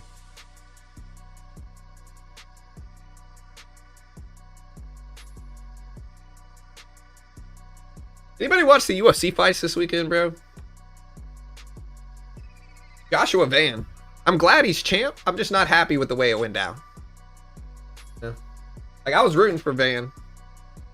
But, like, Pantoja just kind of falling on his arm wrong. Doesn't Pantoja know a break fall, though? Like, you would assume he would do a break fall. He literally posted the worst way you could getting taken down.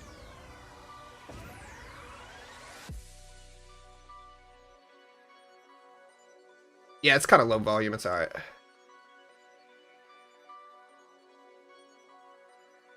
He shouldn't have posted like that. Look.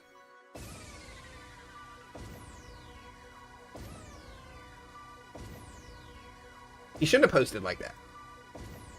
That's not how you post. Yeah, I think Pantoja is one of the greatest, you know. But still, he shouldn't have posted like that.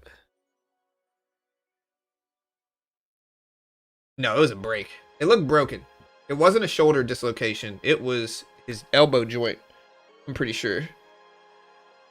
Pop it out. Which I guess would be a dislocation too. But it looked broken to me. Looked like it bent backwards.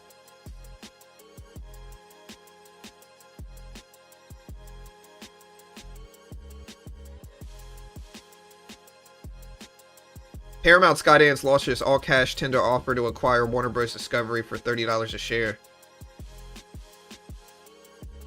Okay, so this news did just release. I don't know if it's going to change the tune of what's going on. I think they've already basically accepted Netflix. Also, guys, we need 50 subs to break 168,000. 50 subscribers, 168,000. But this news just came out. With that said, though, guys, check out Top Step. Beautiful way to help support the channel. Did I post the link? I think I did. I'll put the link up one more time.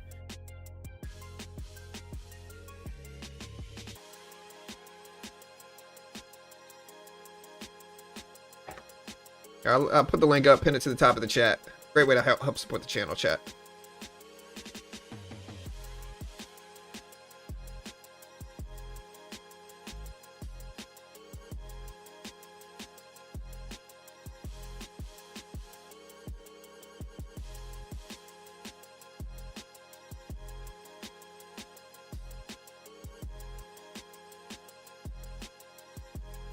Natty Gas futures drop over 5% now at $4.01.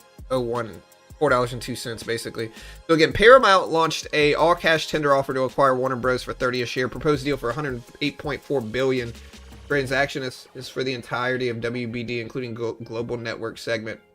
Equity to be backstopped by some other stuff. But again, Warner Bros. Up 4% on this news. Here's WBD. We got Warner Bros. Popping up there at 27.10 right now. 27.10 on this news.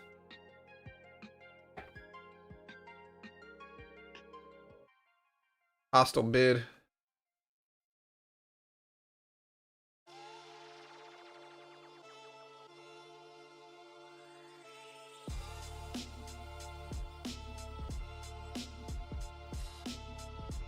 Yeah, I'm just gonna ban this guy Travel. He just seems to be a troll. He's not really saying anything relevant to markets. You know?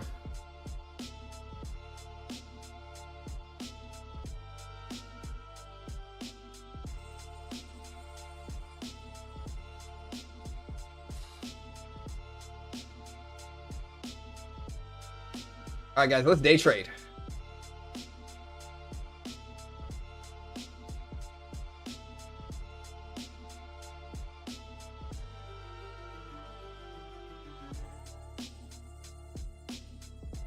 Yeah, do y'all think Netflix's offer is going to go through? I know I've asked this a bunch, but Oppenheimer sets the S&P price target to 8,100 on the year. 8,100. Netflix ripped up originally, and now it's coming back down here on Paramount's offer. Down to 100.4s.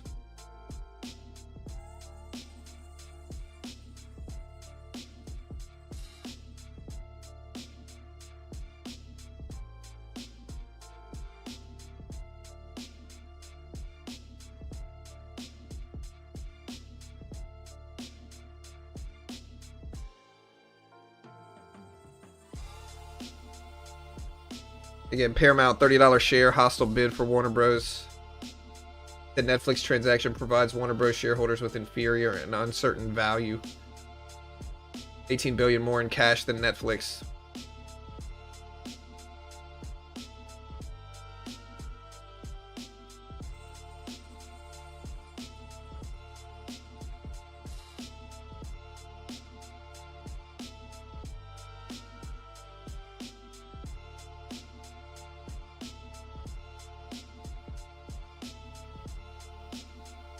I got too many windows up. Hold on, chat. All right, what do we got? We got 20 minutes. Al doesn't speak today. Al speaks Wednesday. Wednesday, Pal speaks. Yeah, it is interesting. Netflix just went red on the day. Look at Netflix dip.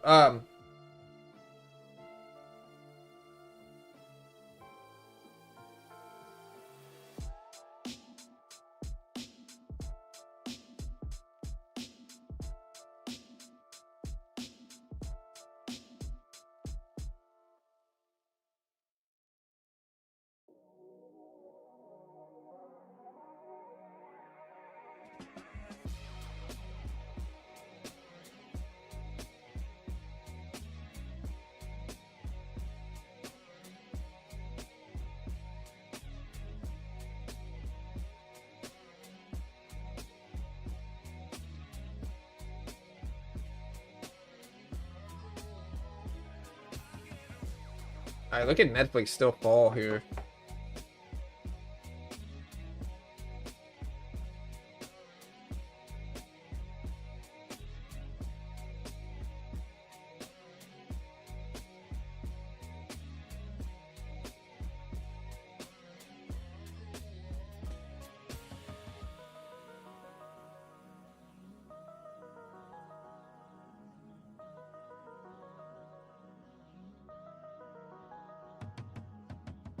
Got this dip at 825s or so. Look, 825, just to put this in perspective, is right here.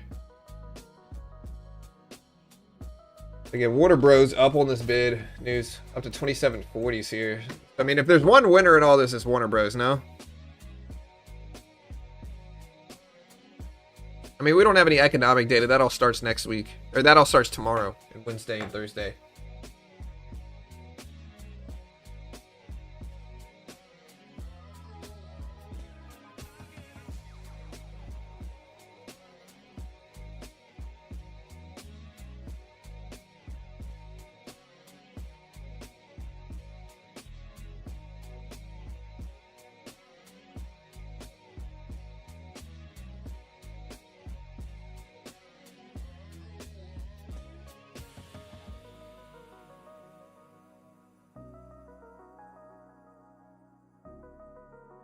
All right, gold back up. Warner Bros. Back up. Netflix went red on the day. Now, technically, previous closing price is right around 100 for Netflix. Exactly at 100. Bitcoin down to 91.5 thousand though. I changed my scroller because I think Bitcoin. That's still correct.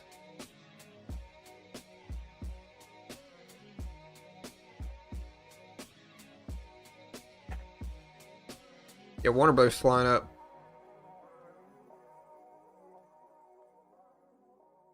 Powell speaks Wednesday, guys. Wednesday. Maybe it's tomorrow. Depends on where you're at. But Wednesday is when Powell speaks. It depends on what he says. I think we're going to cut rates 25 basis points, but it depends on what Powell says.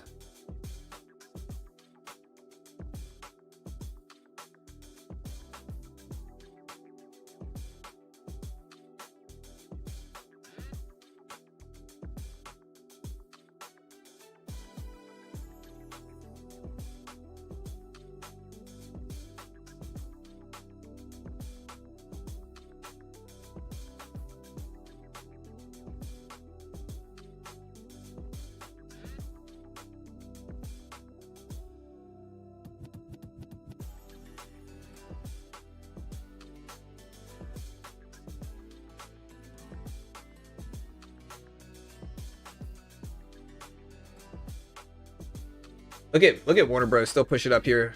I don't really know what to do in this trade. I kind of want to buy it, but I also think it might be time to pull back some. Bitcoin futures are falling wedge. Even with 25 basis point cut, what if she's still hawkish? I mean, I think a 25 basis point cut and a hawkish Powell makes sense. I think if we cut 25 basis points, that's a dovish action, and I think Powell to hedge is going to be a little bit more hawkish moving forward. You know, remember, like, look, ahead of the October meeting, Powell said, oh, it's not a sure thing that we cut in October, and then we did. And then ahead of November, actually, no, I got it one meeting wrong. Ahead of the November meeting, or no, the October meeting. Yeah, we skipped November. Okay, yeah, that's right. Ahead of the October meeting, Powell said, hey, it's not a sure thing that we cut. And then we did cut in October. And then again, ahead of this meeting in December, Powell said, hey, you know, in a previous speech, he said, hey, it's not a sure thing that we cut. And now it's looking 90% likely that we cut. And so Powell, a lot of the time, likes to maintain balance with tone and what he says and his outlook for things. And so I think it's plausible that Powell, that we cut rates 25 basis points, and then Powell's tone is hawkish or data dependent or neutral. Right, I think that's probably the most likely outcome. I don't necessarily think Powell's going to be like a super dove. I think he's too worried about inflation. But I also still think we're going to cut rates 25 basis points, and I think that's the most likely thing. It's not a certainty. It's 90% likely. There's always the 10% chance that we don't cut. But again, I think as we get closer to Wednesday, the odds are going to increase on rate cuts, most likely. I think as we get closer and closer, odds are going to increase.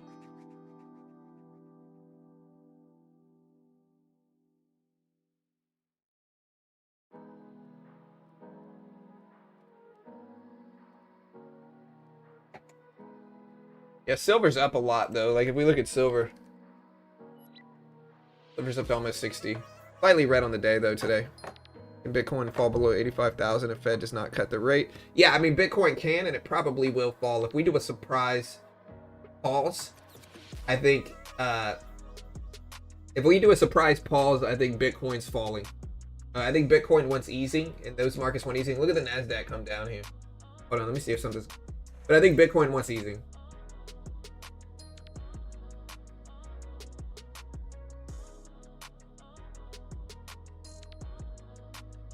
Japan Finance Minister Katayama held online meeting with G7 finance ministers. Trump is going to have aid for farmers making under 900,000.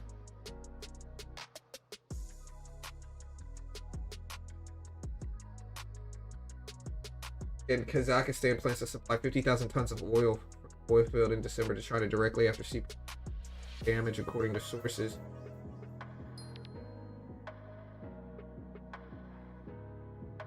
Bags to give 54 billion of the debt commitment for Pambouts bid.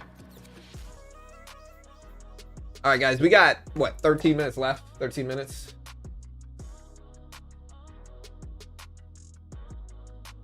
Yeah, I don't think Bitcoin's gonna be happy. But I also think it's a low odd that we're not gonna cut rates. I think the likelihood that we pause Wednesday is very low.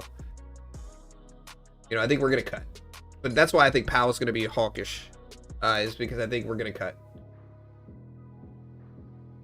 I use a bunch of different sources, Joseph.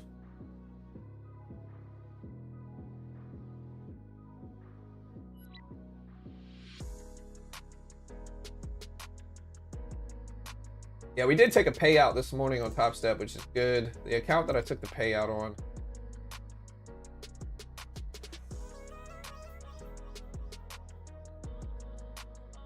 Show you guys some of the stats behind this.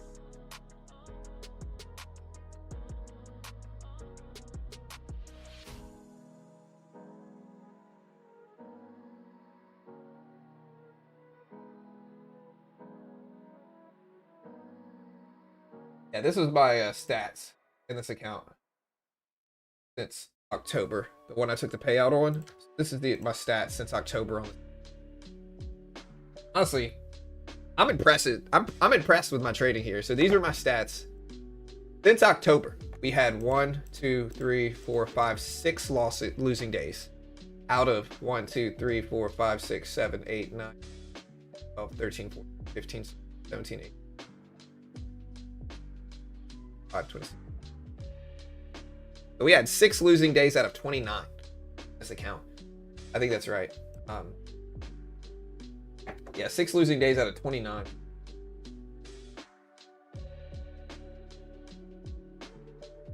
We had 60 plus accuracy.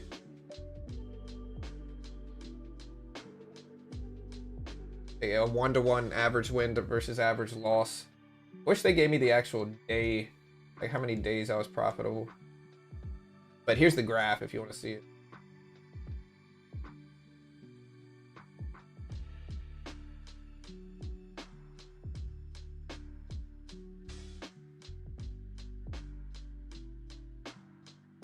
Definitely beginner. Most beginner graph ever right here. I'll take it. Green is good.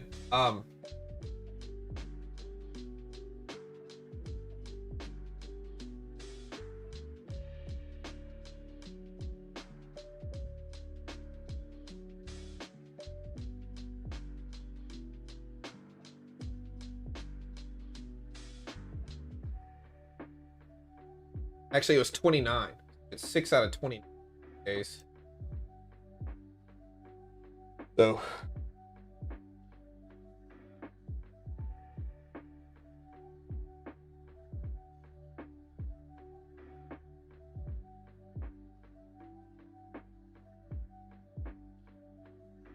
that gives me about 80% daily accuracy. I'm green on about 80 days there. 79.3. I'm rounded to 8. Yeah, Paramount bid is crazy. Again, we'll see. They said they were gonna do this though for Paramount Warner Bros. This is what they said they were gonna do, right? Like they basically said that if they didn't get their deal accepted, that they were gonna go hostile, and that's what they did.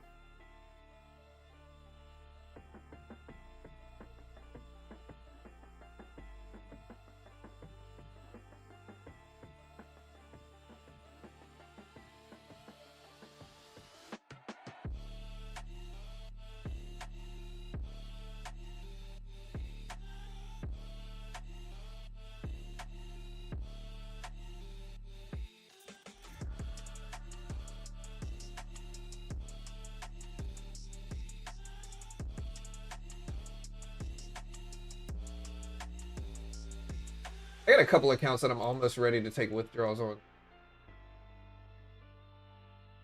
There's this little guy. Here's another one. Been pretty good too, but like here's my graph since October on this one. This is a different account.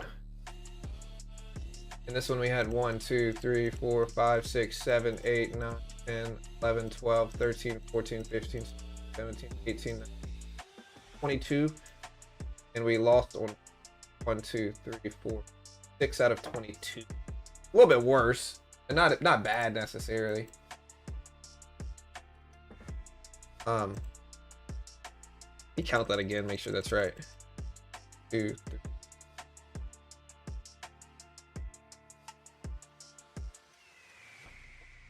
So yeah, we had 1, 7, 20.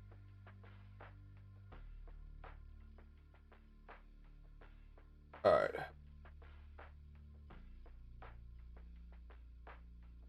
That would be 70 accuracy, daily accuracy. I think I got another one.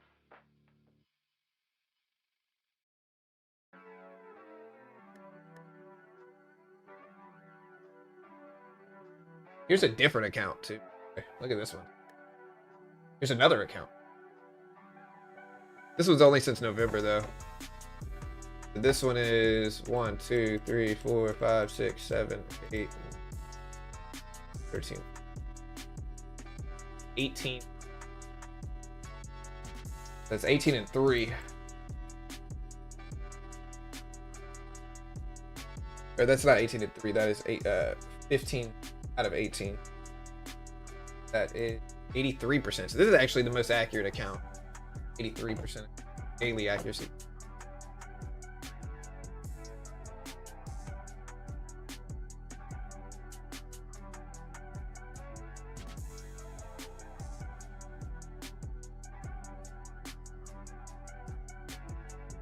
Here's the graph for this one.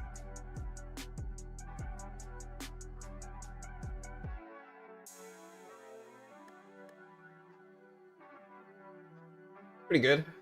Pretty good. I think there's been a lot of volatility to capitalize on lately, though.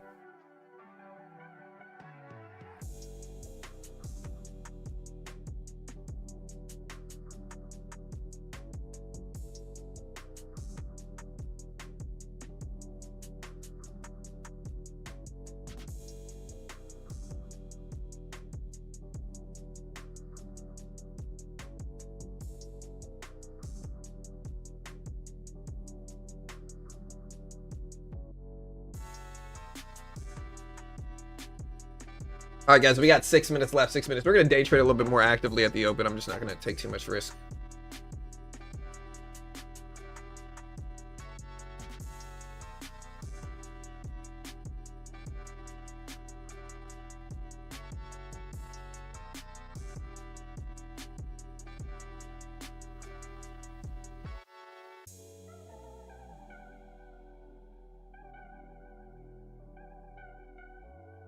All right, look at the NASDAQ. I'm watching this 25,800s level. I want to see what Warner Bros. Is doing here. Look at Warner Bros., guys. Up to $28 a share. I think they're the big winner. I can't talk right now. I think they're the big winner of all this. Regardless of who wins, I think Netflix is probably going to win still, but Paramount trying to go hostile now. NASDAQ dipping down some. Any breaking news here? Tsunami warning was issued in Japan after the earthquake. They're dealing with high rates and weather problems.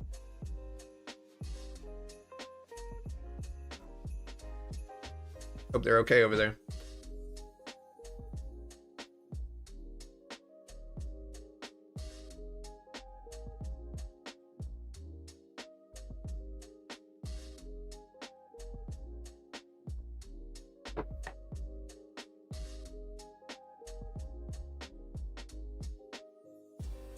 Thinking we see a bearish day today and bounce tomorrow leading into the rate decision. Maybe. NASDAQ's coming back down too. Bitcoin falling down as well. Netflix is pushing up. Warner Bros. Is dipping a little bit.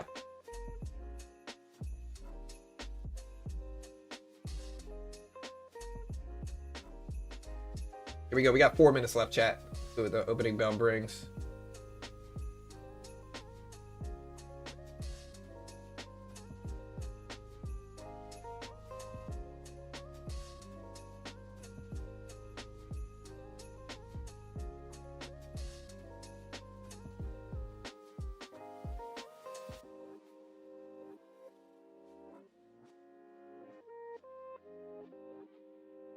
NASDAQ's still falling here.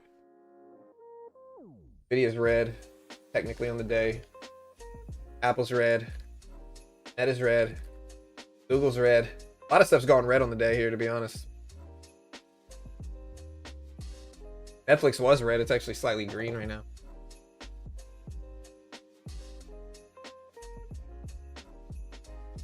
It's Wednesday is the cut rate decision. Maybe not weather problems. I'll just say problems. Would an earthquake be considered weather?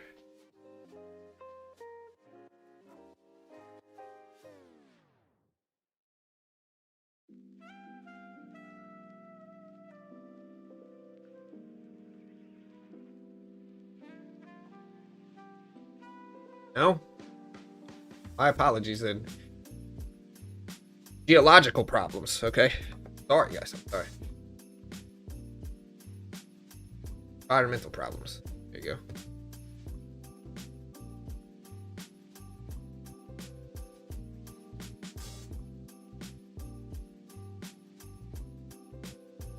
All right, that's that coming down here. This drop.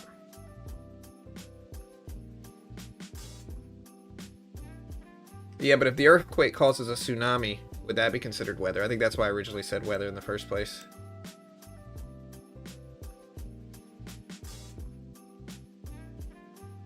All right, guys, we're coming down to 25.78. Netflix going red. A lot of stuff's going red. Let me see if there's any breaking news.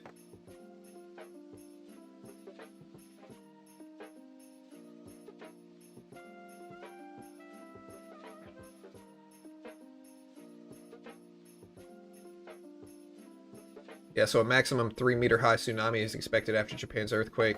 Fitch rating says most European markets and housing are see steady price growth in 2026.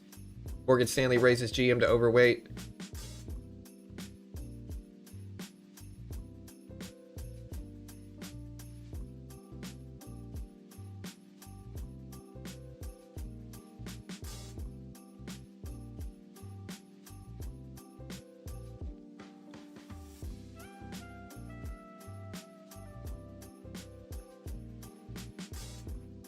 Look at the market pop up here. I'm trying to see if there's any breaking news to cause this. I don't really see anything except for the earthquake news.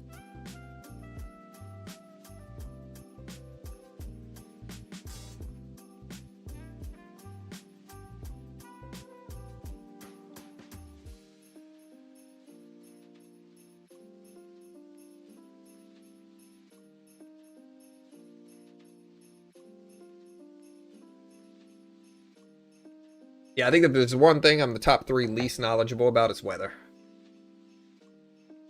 Yeah. All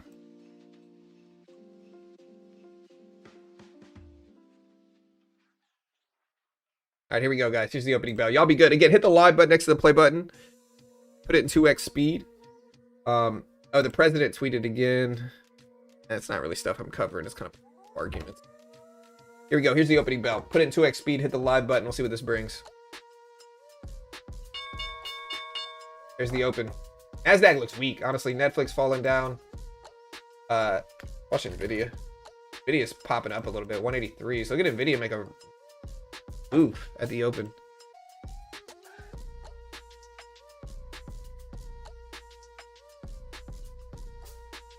Oh, look at Nvidia. NASDAQ following suit here.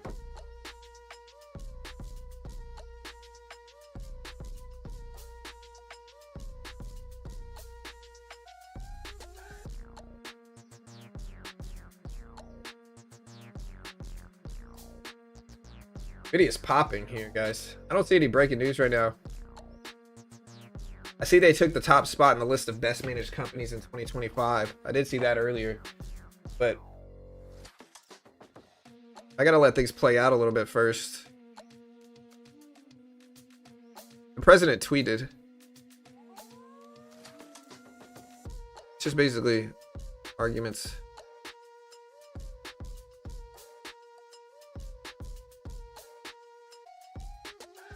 Get Nvidia popping up to almost 185s right now. It looks to be breaking news, but I don't see any news that would move Nvidia. Got it. 850s just now in the NASDAQ. Chipotle authorizes at 1.8 billion for share repurchases. Yeah, I can't really trade this. It's too volatile, to be honest. I gotta wait to trade anyway until 4 minutes after the bell. We'll see. But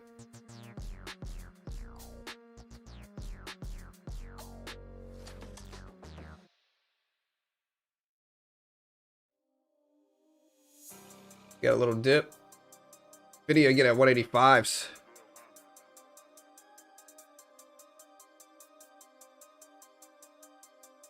Could be just a delayed response. Yeah, that's true. The AI news.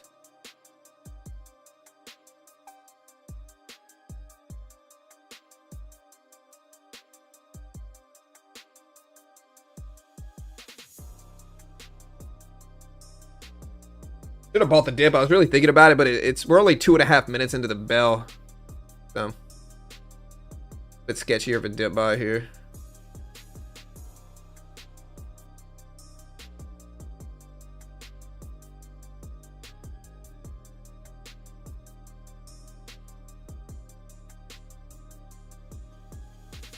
Is waiting 4 minutes after the bell a limitation? No, it's just a rule of mine. Again, Nvidia over 185s here. Bitcoin bouncing back some as well. It's over 91.5 thousand.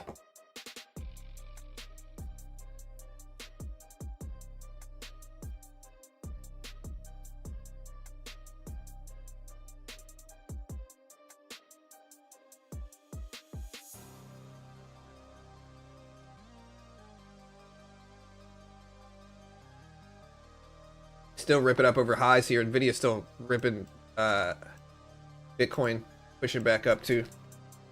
Microchips like AMD ripping back up. Google's rebounding a little bit. That is going back a little bit higher on the day as well here.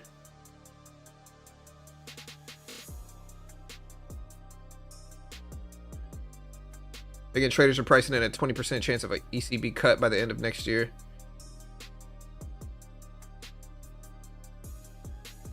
Morgan Stanley cut Tesla to equal weight from overweight.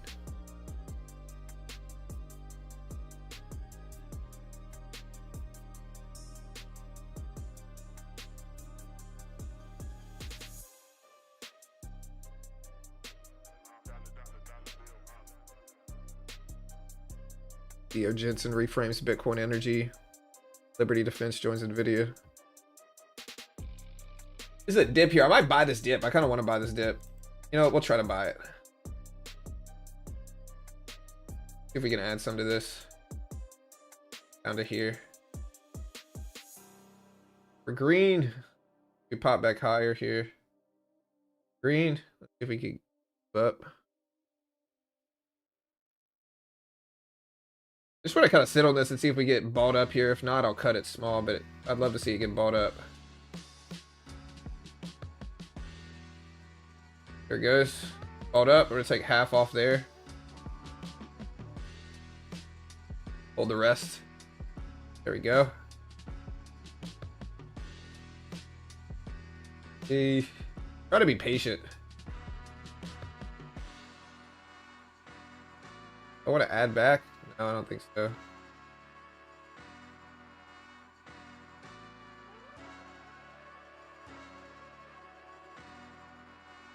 Here we go. Go higher.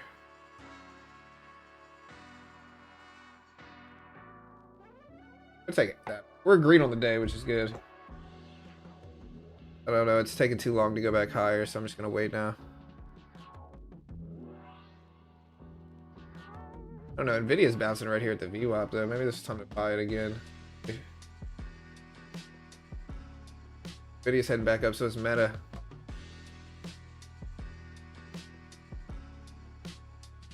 That buy up here. Bitcoin pulling back still, though.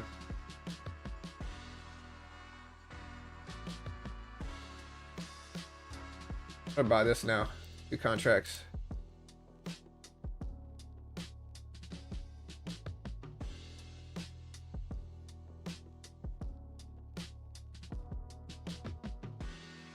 I think it wants to go green, but it's struggling to.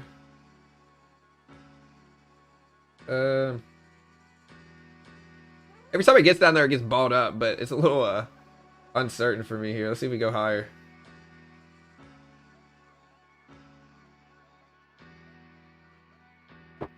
Try to be patient with this, but it doesn't look like it wants to hold at this point. I just want to see if it liquidity grabs and then retraces all the way back up there is what I'm looking for. Still small. Here we go. Goes back up there. I'm gonna take half off right here just in case it's struggling too much.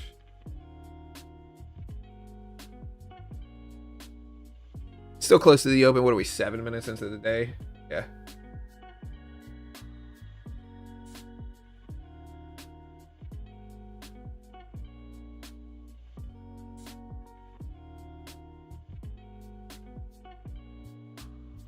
Look at Meta here. Guys, I'm still in meta right now.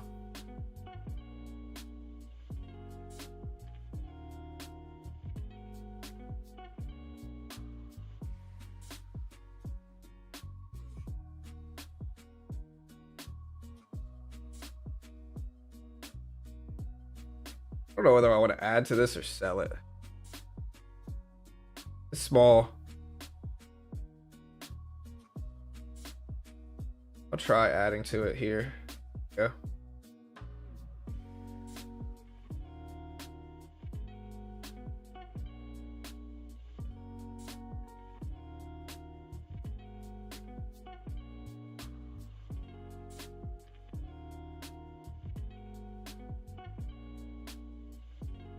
We added to it, and we're back to flat now.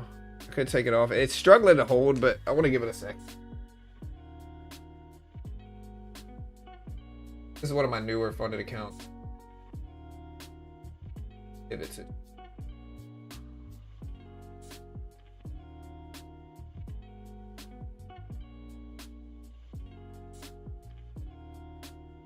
Netflix still fading down at 97s now. Back to green. Take some of this off there. Love to see it. Limit my risk. Right, there goes Nvidia, start to push. There we go. I'm gonna take that off right there. All right, nicely green. I buy a little pullback here as well. Have to add to this slowly. Race back up there.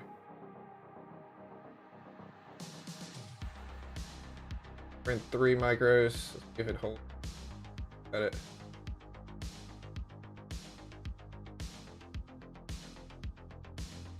Big drop though.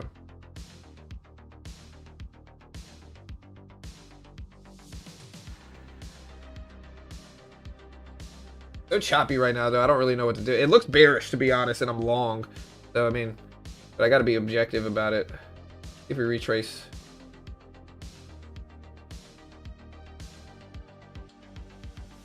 Start lower in size.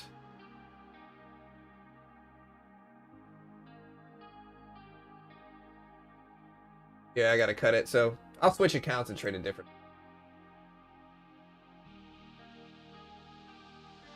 Look at this drop. I should have stuck. As soon as I saw it bearish, I should have stuck with the original. This here.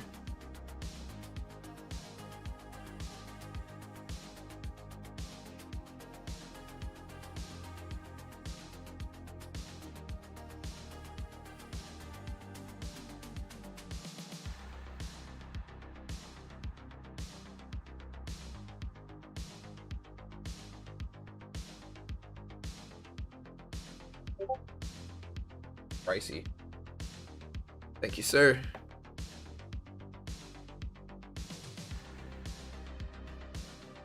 Yeah, I got your point.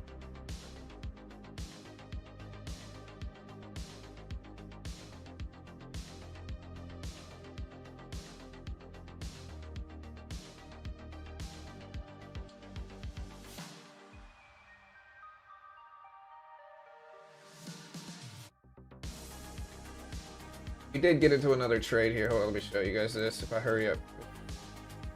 Really nice trade. We're up. Somehow we made money here, but it's kind of choppy right now. Not really giving us much action here.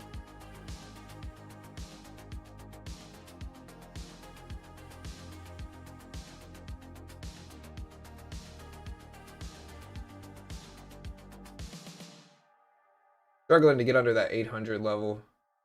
We're also at the 200 exponential. I almost want to buy this now. Wait. 800. Buy it. Don't copy me. Not an investment professional. It looks bearish, but it's also the day before, a few days before the FOMC meeting. Bitcoin, guys, look at Bitcoin under 91,000 now.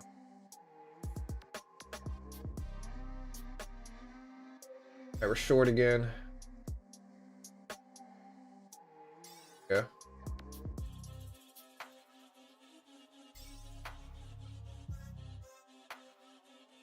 Go. Dropping. Go. We're gonna slowly scale out. Add to this now.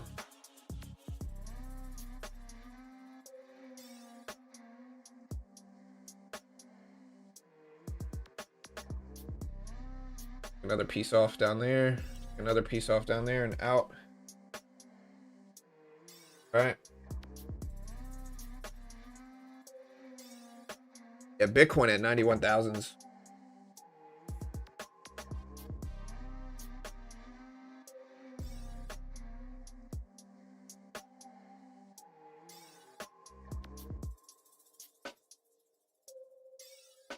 Yeah, remember, guys, tomorrow we have ADP payroll data.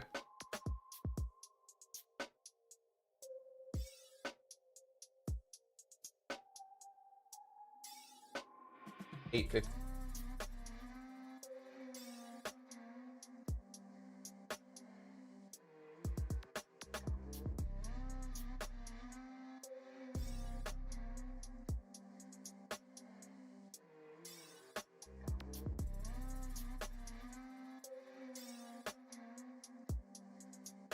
Look at this pop here. So this market's really hard. Somehow I'm green on the day, but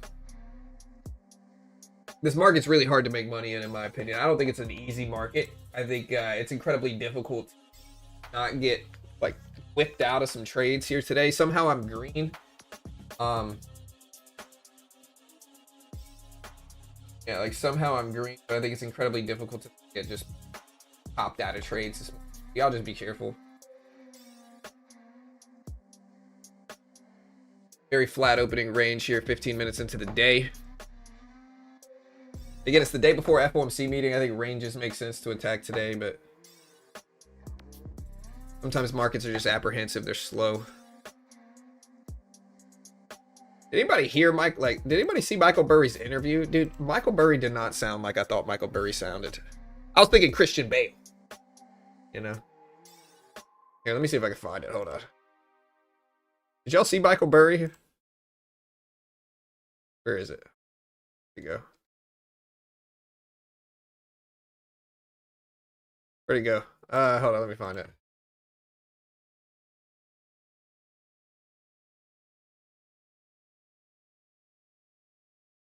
Where'd it go, dude? I saw Michael Burry. It was like I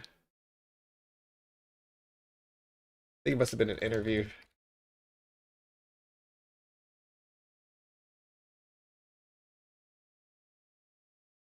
Where'd it go?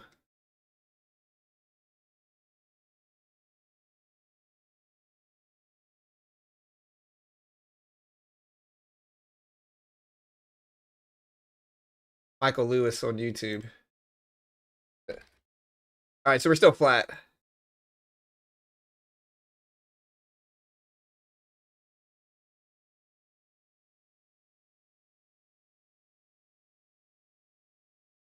That's what against the rules with Michael Lewis.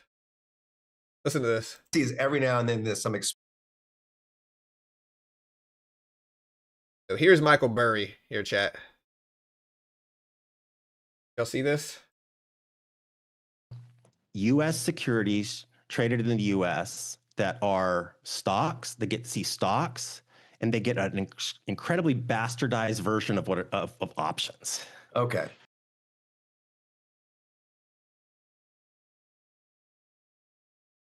Definitely, I mean,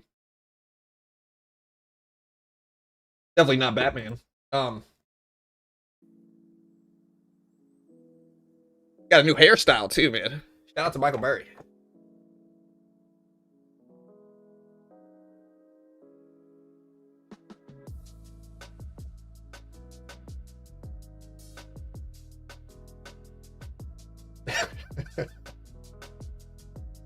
Yeah, I was expecting Christian Bale. I really was. I don't know what I expected him to sound like, but I was expecting Christian Bale.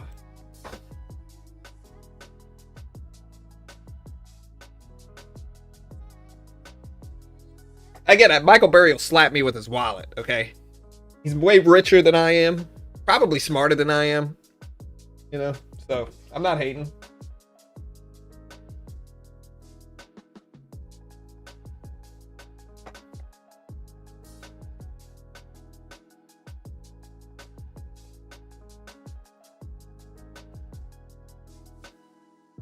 right, NASDAQ looking a little weaker here. A little weaker.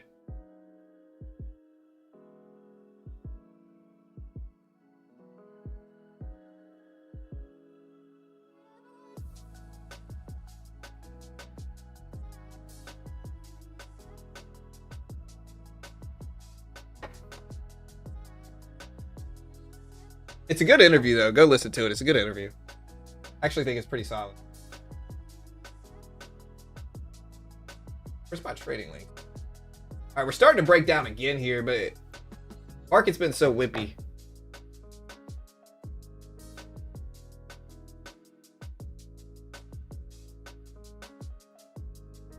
Yeah, I think it was just more California of an accent. Y'all be nice in the chat.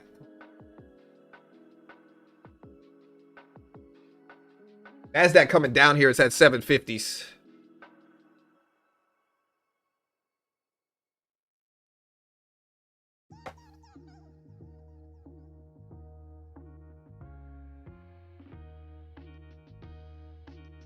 Do we get a trend today? Look at the NASDAQ fall here, guys. Whoa. Reuters poll says 38 out of 40 economists suggest S&B is to hold policy rates at 0% on December 11th, while 2 see a 25 basis point cut, 21 of 25 see end of 26 policy rate at 0.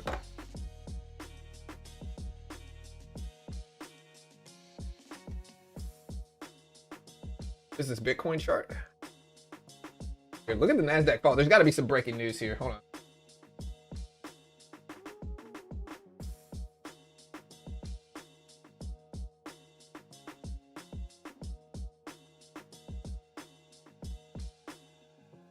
Japan regulator says there have been no issues found at the nuclear power plant.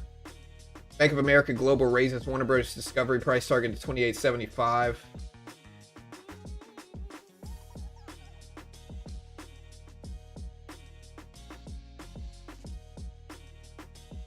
I don't know what this drop is from.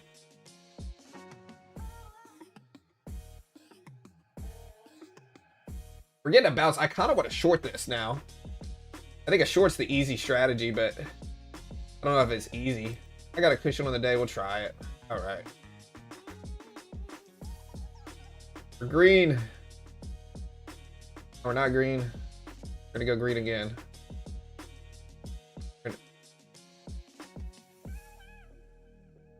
We got some cushion on the day, so if we lose here, it's all right. Here we go. We're back to green. Let's go down some more NASDAQ. Rejection. Red trend. Green again. No.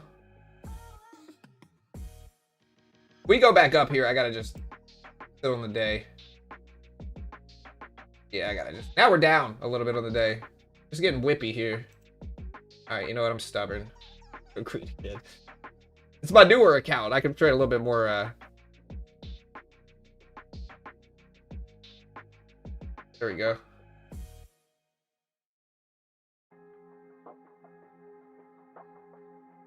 There we go. I'm going to take half of that off.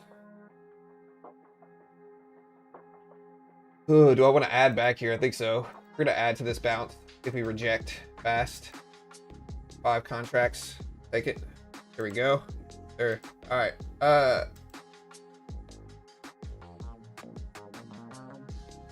Hold the rest if we reject some more.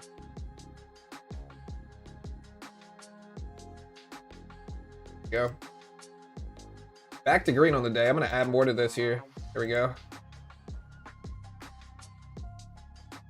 And we're out. Good thing we added back here. I immediately got stopped out and I was like, you know what? I should have held that. And we jumped right back in.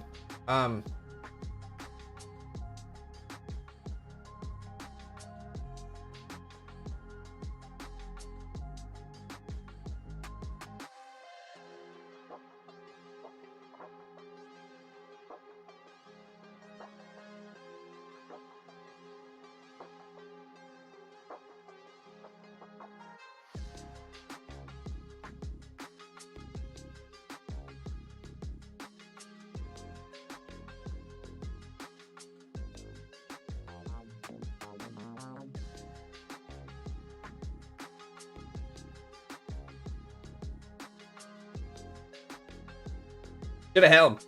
All right, guys. Look, I'm gonna cut out of here. I'm slightly green. I don't really want to. You know what? Yeah, check out Top Step if you want to help support the channel. For day trading the S&P and the NASDAQ mostly. Great way to learn how to day trade. I put a profit or a payout request in this morning, so that's nice. And again, one of the most legit in the world. They pay out millions, fund thousands. They recently lowered activation fees all around so that you're paying less no matter what for activation fee. And they also gave you a no activation fee option. 0 commission on Top Step X. More cool stuff. I'll put the link up. Great way to help support the channel. John, you are my personal Bloomberg terminal. Top 3 personal terminals in the world right now, I would say. See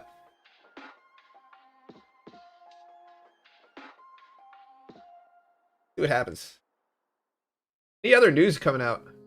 I see Ray Dalio tweeting.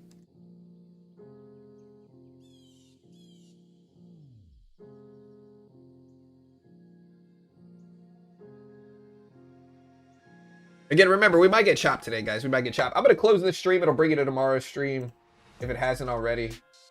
And we'll see you guys tomorrow for the ADP numbers. We got ADP numbers tomorrow live, 8:15 in the morning. So again, be there. I'll see you guys then. Again, check out Top Step. You want to help support the channel. No PDT rule in futures. You can day trade the S&P, NASDAQ, Dow, all that good stuff. Again, ADP jobs report, 8:15. I'll see you guys over there. Y'all be good. Have a great day. Again, not an investment professional. Some of the links are affiliate or sponsored links, I should say. No PDT rule. Great way to learn. Most day traders lose.